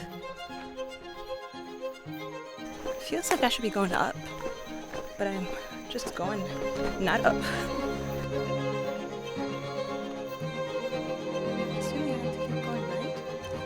Clearly this was not going as planned. I truly thought this would be way easier to find, especially because I could see the benches from the beach. The roads keep winding and going in different directions, like the trails. I don't know where to go. I feel like this is just taking me back to the beach. I think the sun's up by now though. is a little frustrating. I'm back at the beach. This is not it. I just went around in a circle. I'm not giving up. I'm gonna see if this path goes anywhere. This looks more promising. I'm going up.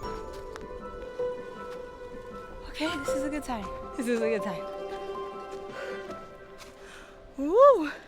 I see 2 chairs. We're almost there. This is overgrown a bit. I don't know if people come here often. I think I missed all the pretty colors and stuff, but we made it.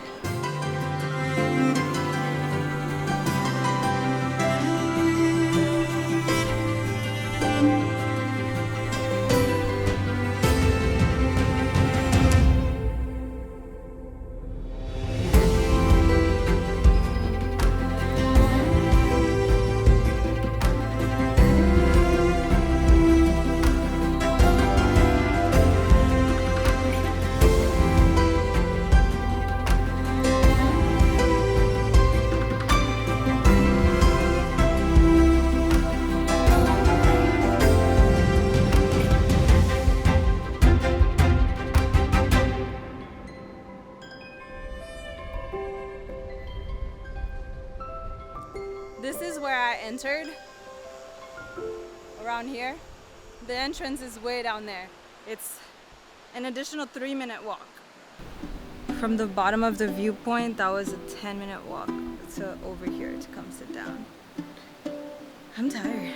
So this hotel can be described as like a private jungle reserve, and this entire property is privately owned. It's nested along a private beach called Playa Ocotal, and you can tell through every detail that they really care about consistency and the theme. I believe that they work with local farmers and local artisans to build every single part of this hotel. It can be described as like rustic luxury. You see the rustic elements in almost every aspect of the hotel. Like, they didn't try to modernize a lot of things. Like, they keep a lot of like the nature elements in a lot of the decorations and furniture that they have throughout the hotel. I was supposed to be making my way to breakfast, but of course got distracted, especially by this beautiful beach that I haven't gotten to enjoy yet, so I decided to get in for a little bit. The water feels really, really nice. It's beautiful. The colors are not popping as much as they were yesterday. I think like you need a better viewpoint to see the colors, but it's gorgeous. I eventually did make it to breakfast, but only because I had to. Lord knows when she's gonna come from that well. Well, I have to come before 10. It's already 9:45. I would do the Nica breakfast again, but I had so much gallo pinto yesterday. Save me half of a pancake and half of one of the French toast. Muchas gracias, please. What's that? Omelette, salad, toast. Apparently, about 60% of all the ingredients they use for breakfast, lunch, and dinner come from local farms and farms on the actual property. And that's partially why the dinner menu changes every day. The dining area is right next to the pool, which is open 24/7. So I guess we kind of started an impromptu tour, so let's just keep touring the place. Bars behind me, you might not be able to see, but it's in here. And there's more seating areas here and seating areas there. That's the whole restaurant, and it's called La Batiste. There are 2 little bungalow-style seating areas here. On the other side of the pool, there's a shower, a little room to grab towels, and an additional bathroom. If you're coming from the restaurant, you pass reception, which is going to be on my left. There's always staff there to help with whatever we need. When we checked in, we had to scan for the Wi-Fi and for the WhatsApp number so that we can communicate with them, because depending on where your bungalow is, it might be a really long walk to go back to the lobby.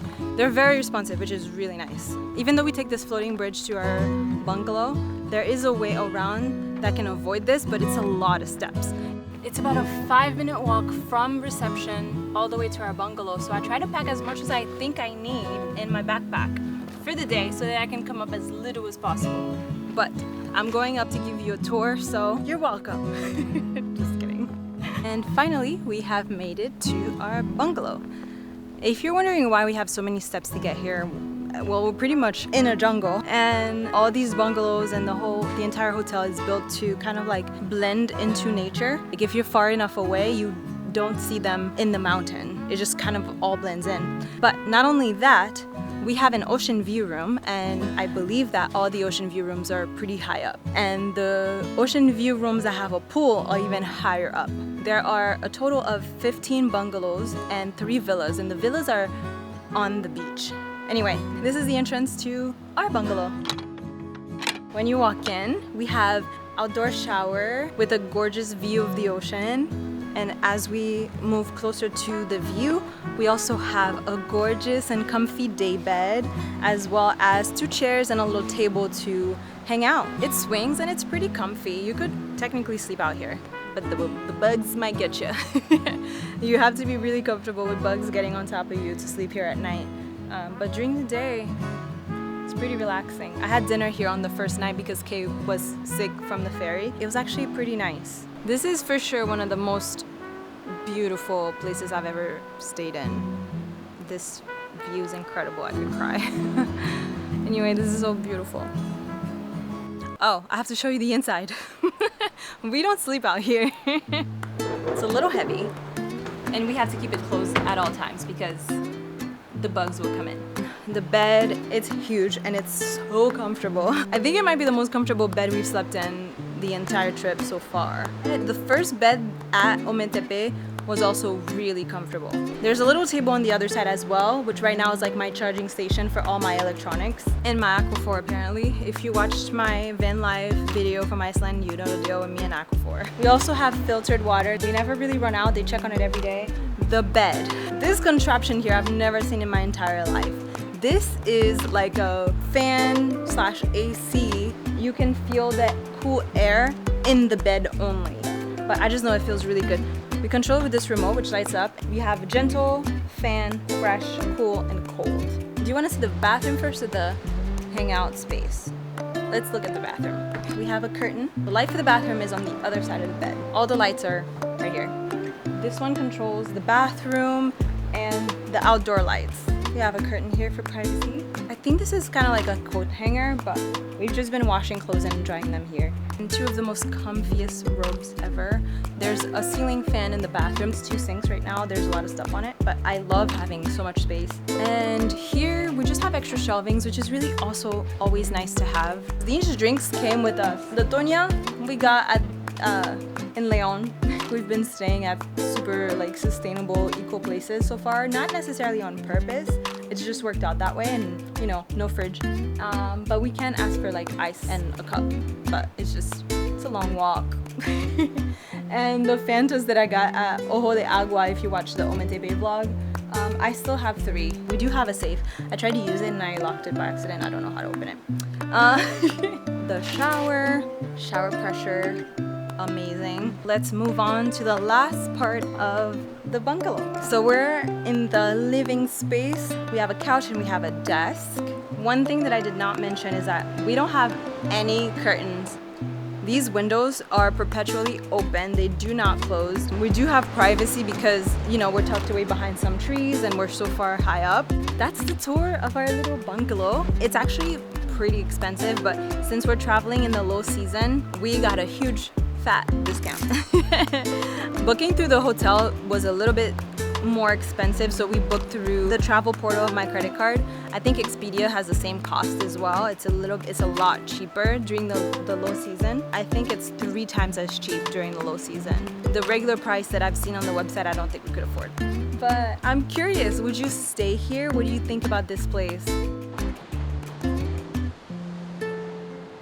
That's awesome. I spotted someone surfing and I wanted to get closer, so I teleported to the beach. Was about to take a nap, but I saw him surf, so I came down to catch him, but he was done by the time I came down because it takes so long to go downstairs from our room. Anyway, I just found out that the coconuts are free, so I got myself a huge, juicy, fat one. See how I brought you options? I'm gonna go. We're gonna try kayaking. The ones here are only 2-seaters, so we have to share. And he went to get the, and I'm gonna pull out the, because I haven't been to the gym in like a week, and maybe this will be a good hamstring workout. Never mind. Someone told us it's too dangerous. I think he's gonna go surf again. The water is deceiving because we walked out so much and the water is still to my ankles and now it's to my knees. I don't know if you were expecting some really cool surfing moves, but we're both beginners. I'm an ultra beginner. I don't even think I've ever touched a surfboard, so let's lower those expectations right away. Yes! Alright, your turn. No. I am getting used to the surfboard. You could have after this one then jumped on it. Alright, come on.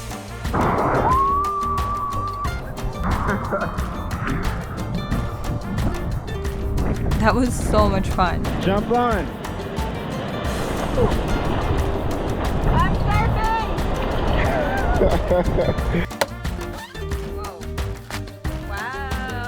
Voy a colgarte. Sí. Bismal not only cracked open the coconut for me, he put it in a cup. So nice. We're supposed to leave the hotel today to go check out San Juan del Sur, but it's already like 3 p.m. Maybe we'll just go out for dinner. It'll be much cheaper anyway. Most plates for dinner cost like $30-40. I will say they give you a lot of food. My plate last night was huge. A couple hours later, we finally made it out the hotel and this happens. Thankfully, Kay, aka Kentucky, is actually from Kentucky and knows how to change a tire, so we were able to change it really quickly and get back on the road. The only downside is that we don't have an actual spare tire and we have to use this donut.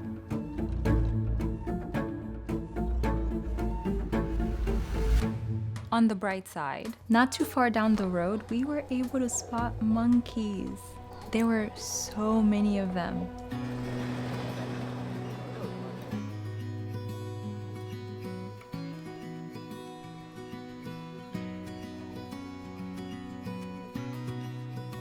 Oh, ooh, ooh, ooh, ah. Ooh, ooh, ooh, ooh. Ow, ooh. Ooh, ooh. See it a little bit. We gotta go up. It's almost like we're not supposed to make it. Flat tire, monkeys, rain. It's like, okay, we get it. I don't think that at all. If it's raining, we can't really get out of the car anyway, so maybe we just go to dinner. We're almost there, boo-boo. It Oh, look. I missed the turn. See? Because I didn't care about the Christ thing. I cared more about the view. Because it's supposed to look exactly almost like Rio. Ultimately, we decided to skip the stop, which was supposed to take us to the Christ the Redeemer statue, and go straight to dinner, a spot recommended by Bismal from our hotel. Since the restaurant he recommended was on the beach, we could actually see the statue from the beach. The vibe here so far was really good. They were playing mostly salsa music, and the food portions were a pleasant surprise.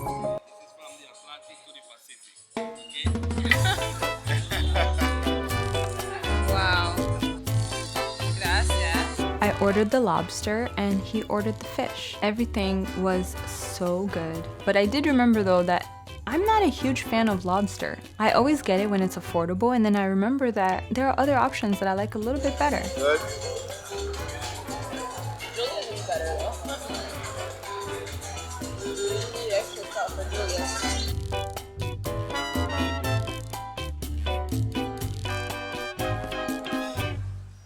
After we completely devoured this delicious meal, we decided to go walk around the boardwalk a little bit. We eventually ended up at another recommendation called tuanis, which we learned back in Léon is a Nicaraguan slang for cool.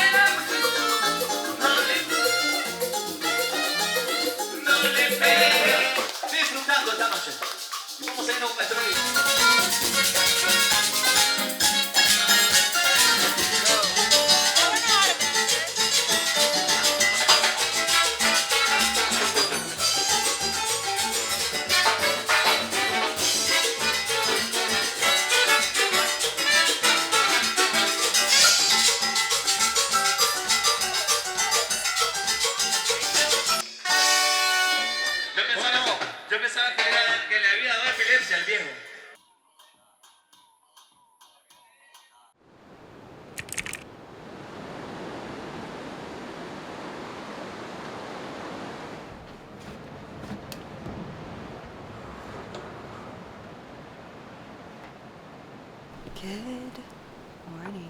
Last night didn't go exactly as planned.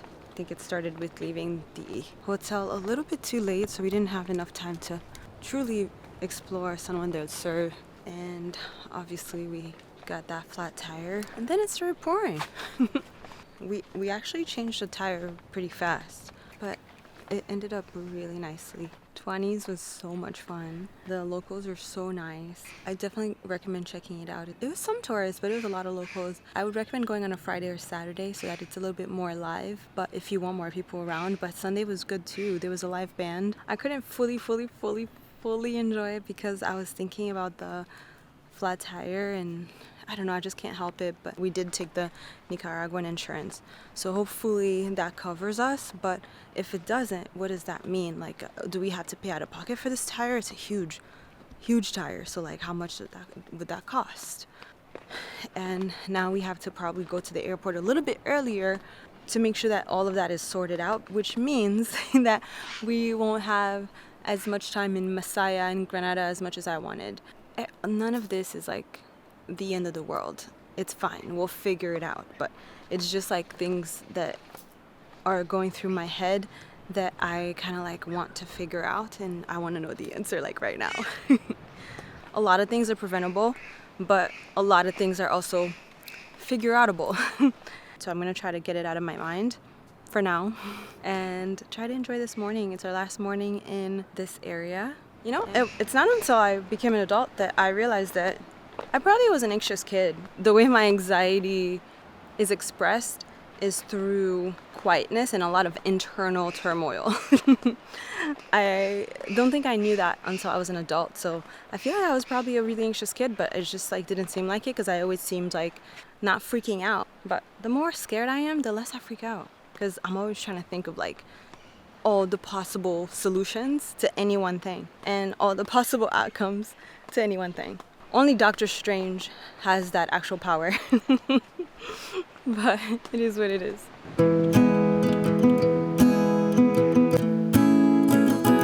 This area is the yoga space. Guests are allowed to use it.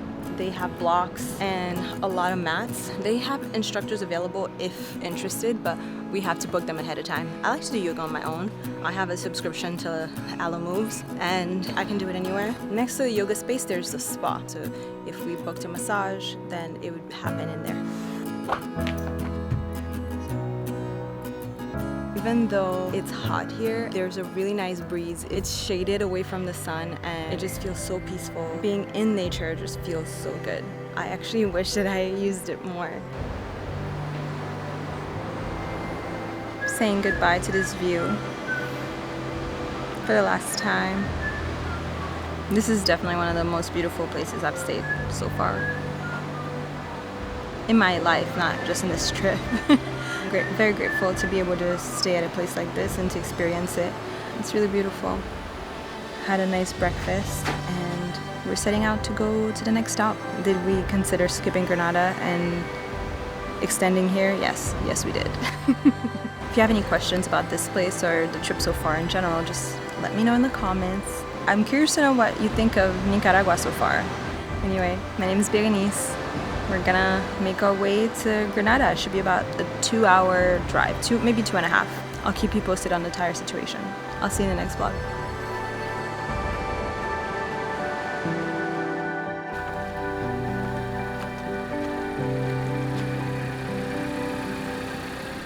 I'm waiting for him by the car because he had to return a towel and he's taking forever. I bet you it's because he's giving Gretel my YouTube channel. What took you so long? I gave her your YouTube. Wait, what took you so long? I gave her YouTube. I knew it. I knew it.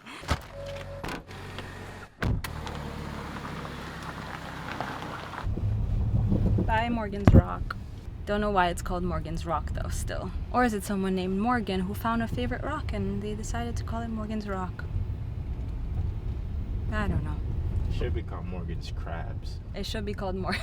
Although I don't know, that could be taken a different way. But there are a lot of crabs here, a lot of them. So don't hide. A lot of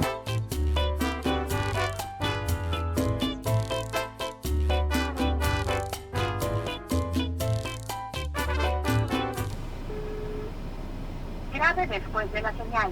Pulse cualquier tecla para detener la grabación.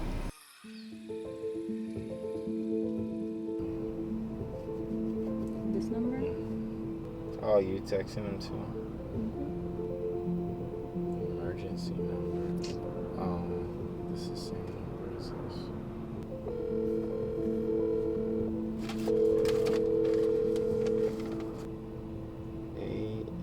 AEX.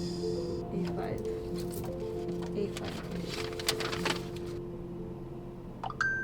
The cost of assistance is not included in your contract, but we are still here to help you. They will contact you. Go look at it again, actually.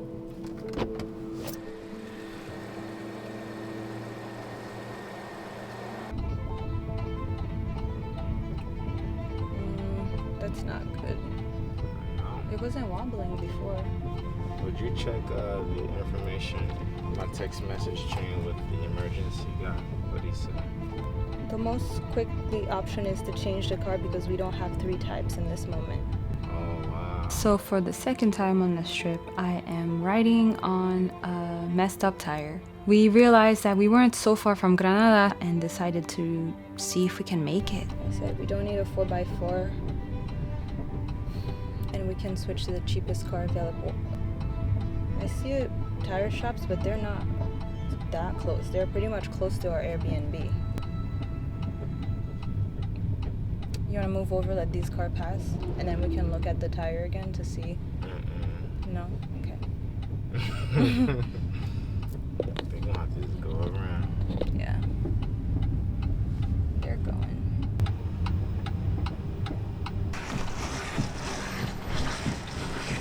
The noise from the tire was making us so anxious. But I was intermittently checking with my phone's camera to make sure that it wasn't getting worse as we kept driving. Wait, there's a biker.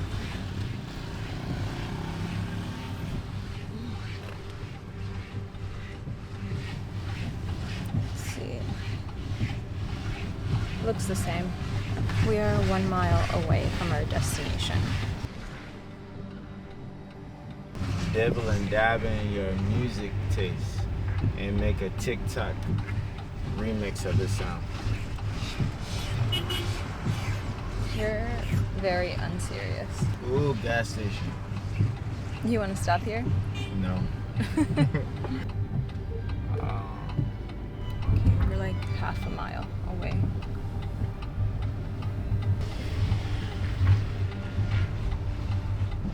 That just sounds terrible.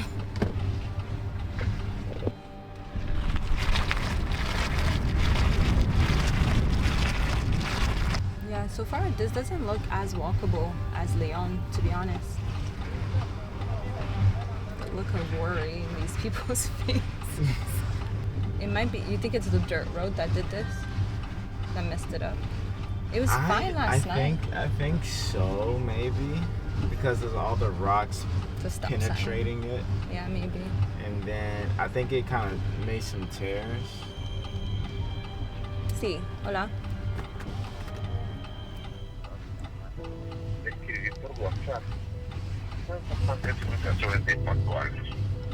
Sí, estamos en Granada. Necesito 5 minutos y voy a compartir las fotos y la... Ok, está bien. They're diligent. He called me like 5 times. Also, I don't even know if the Airbnb confirmed our reservation, by the way. Because I didn't see an email per se. Did you check mine? But yeah, I checked yours, but we don't have service. Babe, I can check it. Let me check. Yeah, we're just gonna show up. Ooh. It's rubbing up against the... Yeah. What I'm trying to say is I can't think about anything until we park. I feel like I need to get my anxiety checked. This is not good. I shouldn't be this anxious. 2 minutes away.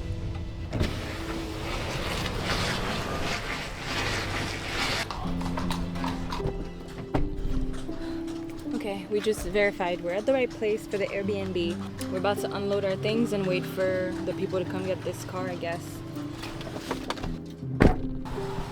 This tire looks freaking fine from right here, but when you're driving, it sounds like we're about to die. Grabbing everything out of the car. I can't even begin to describe the relief I felt once we safely parked and walked into this Airbnb. The first floor, what? No stairs this time.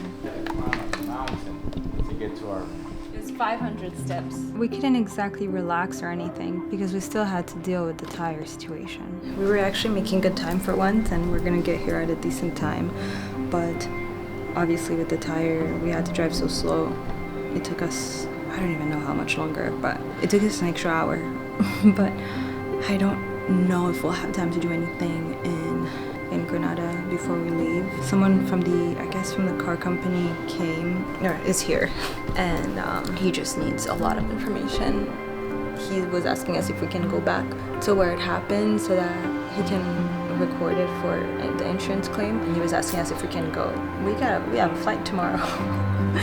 But apparently he has to go back to where it happened, which is crazy. Like, the tire is done. Can't that be enough? What else do you need? I don't mean him, I mean like the insurance company. I mean, I know the city that you can get around like with buses and stuff, but I didn't do any research on how to get around because we didn't need to. Not that I even have change for that at this point. So I don't know if we can do anything. Don't even know how we're gonna get to the airport tomorrow as of right now, so I don't know. So the person who just left said that they were gonna give us a new car in the morning, but someone just called me to say that they're outside with another spare tire. That looks like the same exact car. Señor, estás aquí para el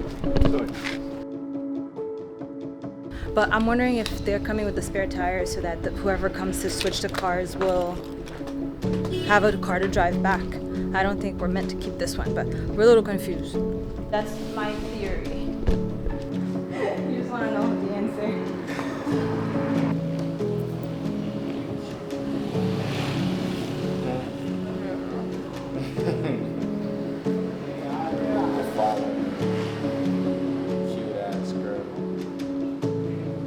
Oh, is this on?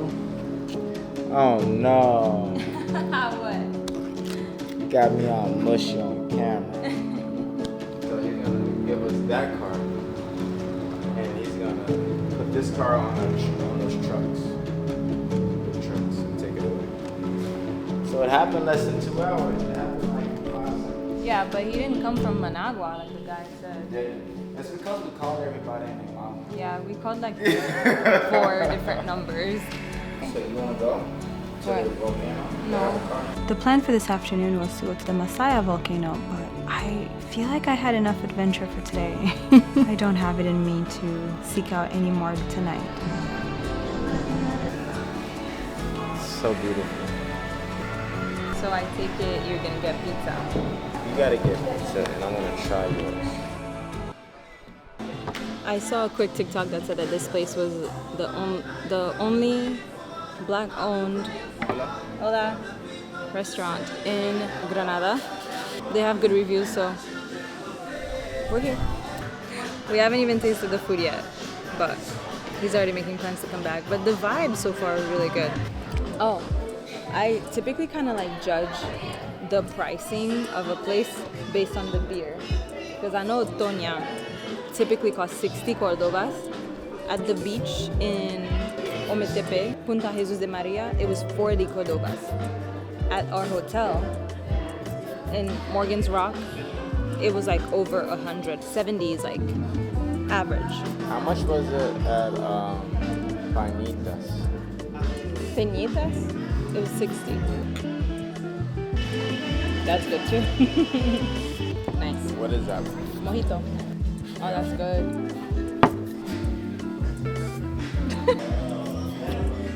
The drama. I'm gonna need 2 to go. Gracias. Oh, that's good. That's very good. They know me. They know you or I know you? I chose this place. I need another bite. I love how you have a fork, but you're using the knife. We would. See you.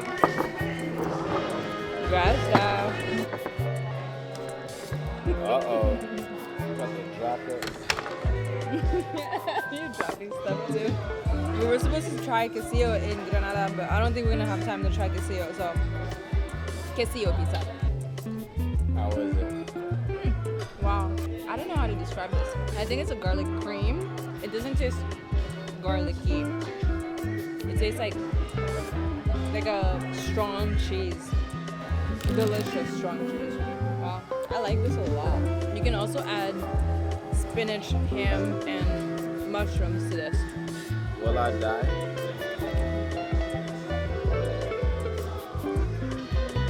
What do you think? I'm thinking about my stomach. Oh. Do you like it? He's trying to see if his stomach is gonna act up.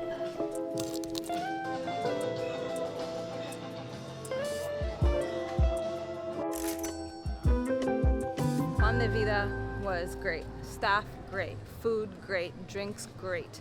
Did I miss anything? Did you Vibes say great? What? Did you say great? Great.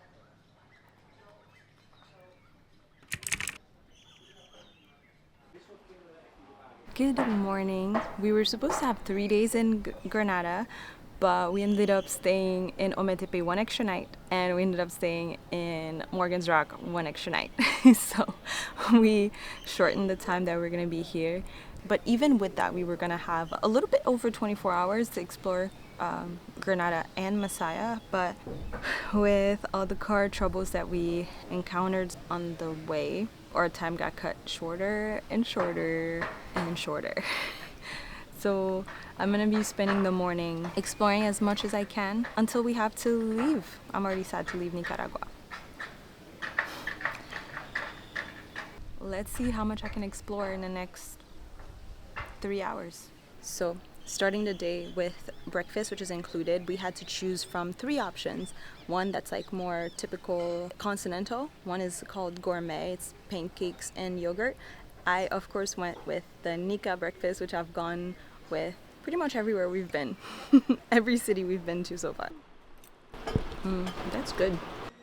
Breakfast was really nice. My Nica breakfast was smaller portions than we've seen so far, which I'm not disappointed about. I still feel pretty satiated, and he really liked the pancakes but not so much the yogurt. But overall, thankful to not have to go look for breakfast this morning since we're so limited on time. I don't have time to do like a real Airbnb tour, but as you probably have seen already, there's a pool area open till 9 p.m. They said you can stay in longer if you respect quiet hours. There's a terrace with a nice panoramic view, and for our room, it's a beautiful path leading into the hotel. It's called Secret Garden for a reason, but it's a semi-open concept. So we have the sink area in the bedroom. We're packing, so all our stuff is kind of everywhere. And I love that they left us a guidebook. It's very thorough. It has the Wi-Fi password, and it has exploration ideas, tour ideas. You can book through the hotel or other places. They also have like restaurant recommendations and tons of things. We have like a little terrace area too that we can chill in. And the bathroom, the water pressure is pretty good actually. The bathroom, you know, it's a nice little bathroom. And lastly, the bed obviously has the mosquito nets. I think those are the main things about this hotel. And breakfast is included, as you already know. All right, on to go explore.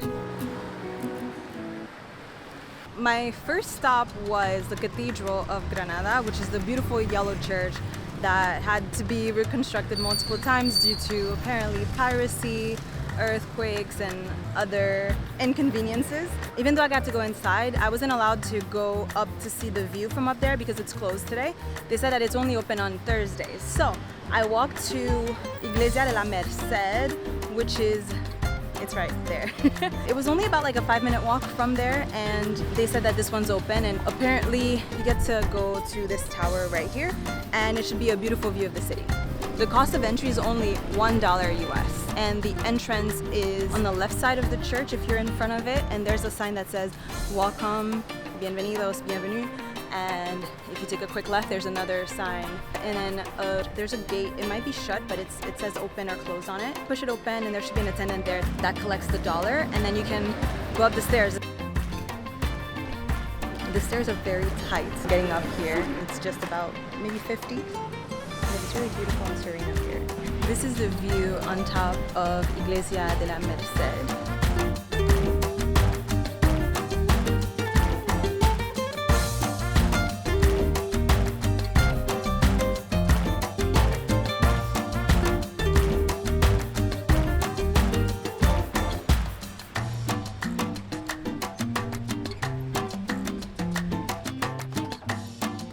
The stairs are very narrow.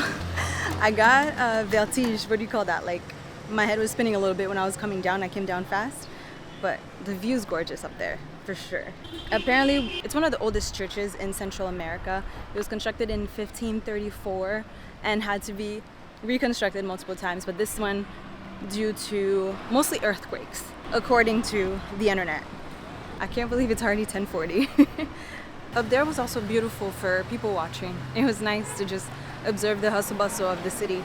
This area is very busy. I'm not busting out my camera too much because a lady was like, put your camera in your bag. I was like, okay. A short walk away from Iglesia Merced is another church called Zalteva, which is apparently named after an indigenous group of people who used to live here before the Spanish arrived. They were called Zalteva. It's one of the few churches that retain the indigenous name in Granada, and it is said to be placed really high up here as a symbol of the strength of the indigenous group. And apparently there's a beautiful view here around sunset.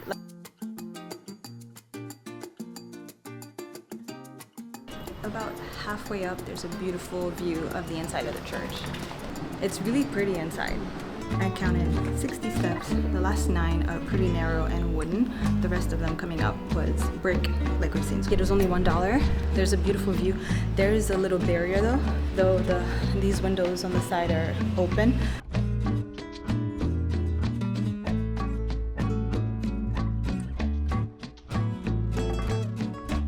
And from here you can definitely see the square and both the churches, the Merced and the cathedral. It's beautiful. I have less than an hour left. I'm gonna see if I can make it to the lakefront from here and probably get picked up by Kay, who stayed at the hotel obviously to work.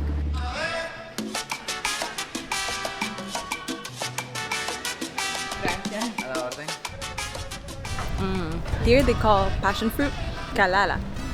I would say maracuya because that's what most places say. This is calala, lemon, and piña. I really am trying to make it to the Malecón, but I keep stopping everywhere. First, I got earrings. Let me show you. From a lovely woman. I don't know. I like them. I'm gonna try to keep going without stopping anymore. Let's see. I am taking Calle Calzada all the way to the Malecón. It was built by the Spanish in 1520s. No gracias. No gracias.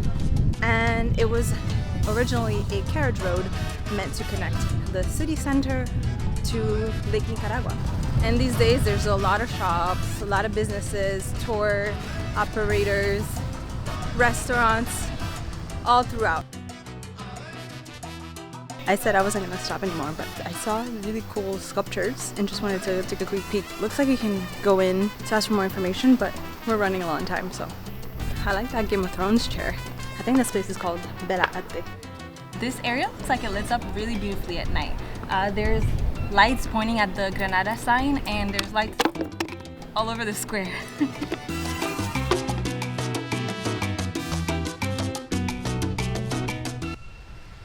I made it.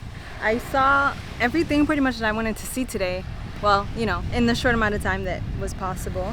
If we had more time, I would definitely take a boat out to Isletas. And it's not something that needs to be pre-booked before. I think you can compare prices and pre-book, but on my walk here, I had at least 3 people ask me if I wanted to do the tour. You can do it. They said we can do it in as little as 30 minutes. I was like, we gotta leave for the airport in 10 minutes. But here's the Malecón.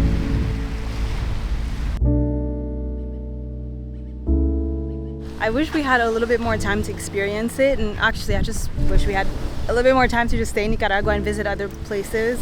But we've met so many beautiful people. We've had such a good time, and every place that we've visited has been amazing and in some way has changed us for the better, has changed me for the better. I'm just so grateful to have been able to explore this beautiful hidden gem of a country where the people are so nice and so kind. The authenticity of the place is palpable. If you're interested in all the things that I did in Granada or in Nicaragua, in the description, check them. I might have linked a map. I'm not sure yet if I'm gonna make it like donation based or just completely free, but if you're interested, check the description and comment your favorite city that you'd love to visit. My name is Berenice, and I'll see you in the next vlog.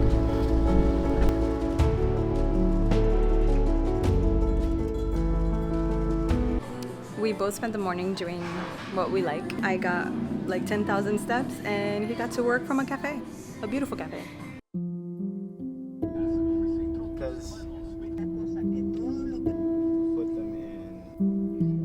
We actually made it early to the airport. This is the earliest we've ever been for a flight. Now they're trying to charge us for the tire.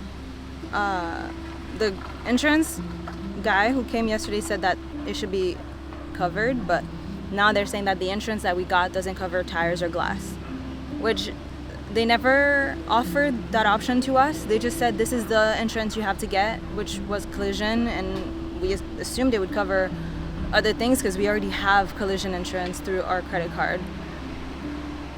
But now he's saying that, oh, it doesn't cover, it covers everything except tires and glass. How convenient. And it's only, if we had gotten it, it would have been $3 a day. If we were offered that option, we would have gotten it. Like, it's not that big of a deal. It would be $30 total. But now they're trying to say that the tire, we have to pay for it, and it's $770. I don't know, I'm pissed. I'm really mad. I did read online that they're, you know, when people rent cars in here, that it's pretty cheap, but they do try to upcharge you for a lot of things, like little scratches. They'll try to charge you like $100 for like little scratches on the car and things like that. I'm not saying that this is that, but it's really annoying because like that option was not offered to us. It was not explained to us. And yeah, Kay's on the phone to try to understand and see what we can do, but like, and it's $700 on top of what we already have to pay for the whole car, which is already like $600 for the 12 days. I don't know, but I'm really annoyed. There's no resolution. We have to leave. We'll email and see what happens.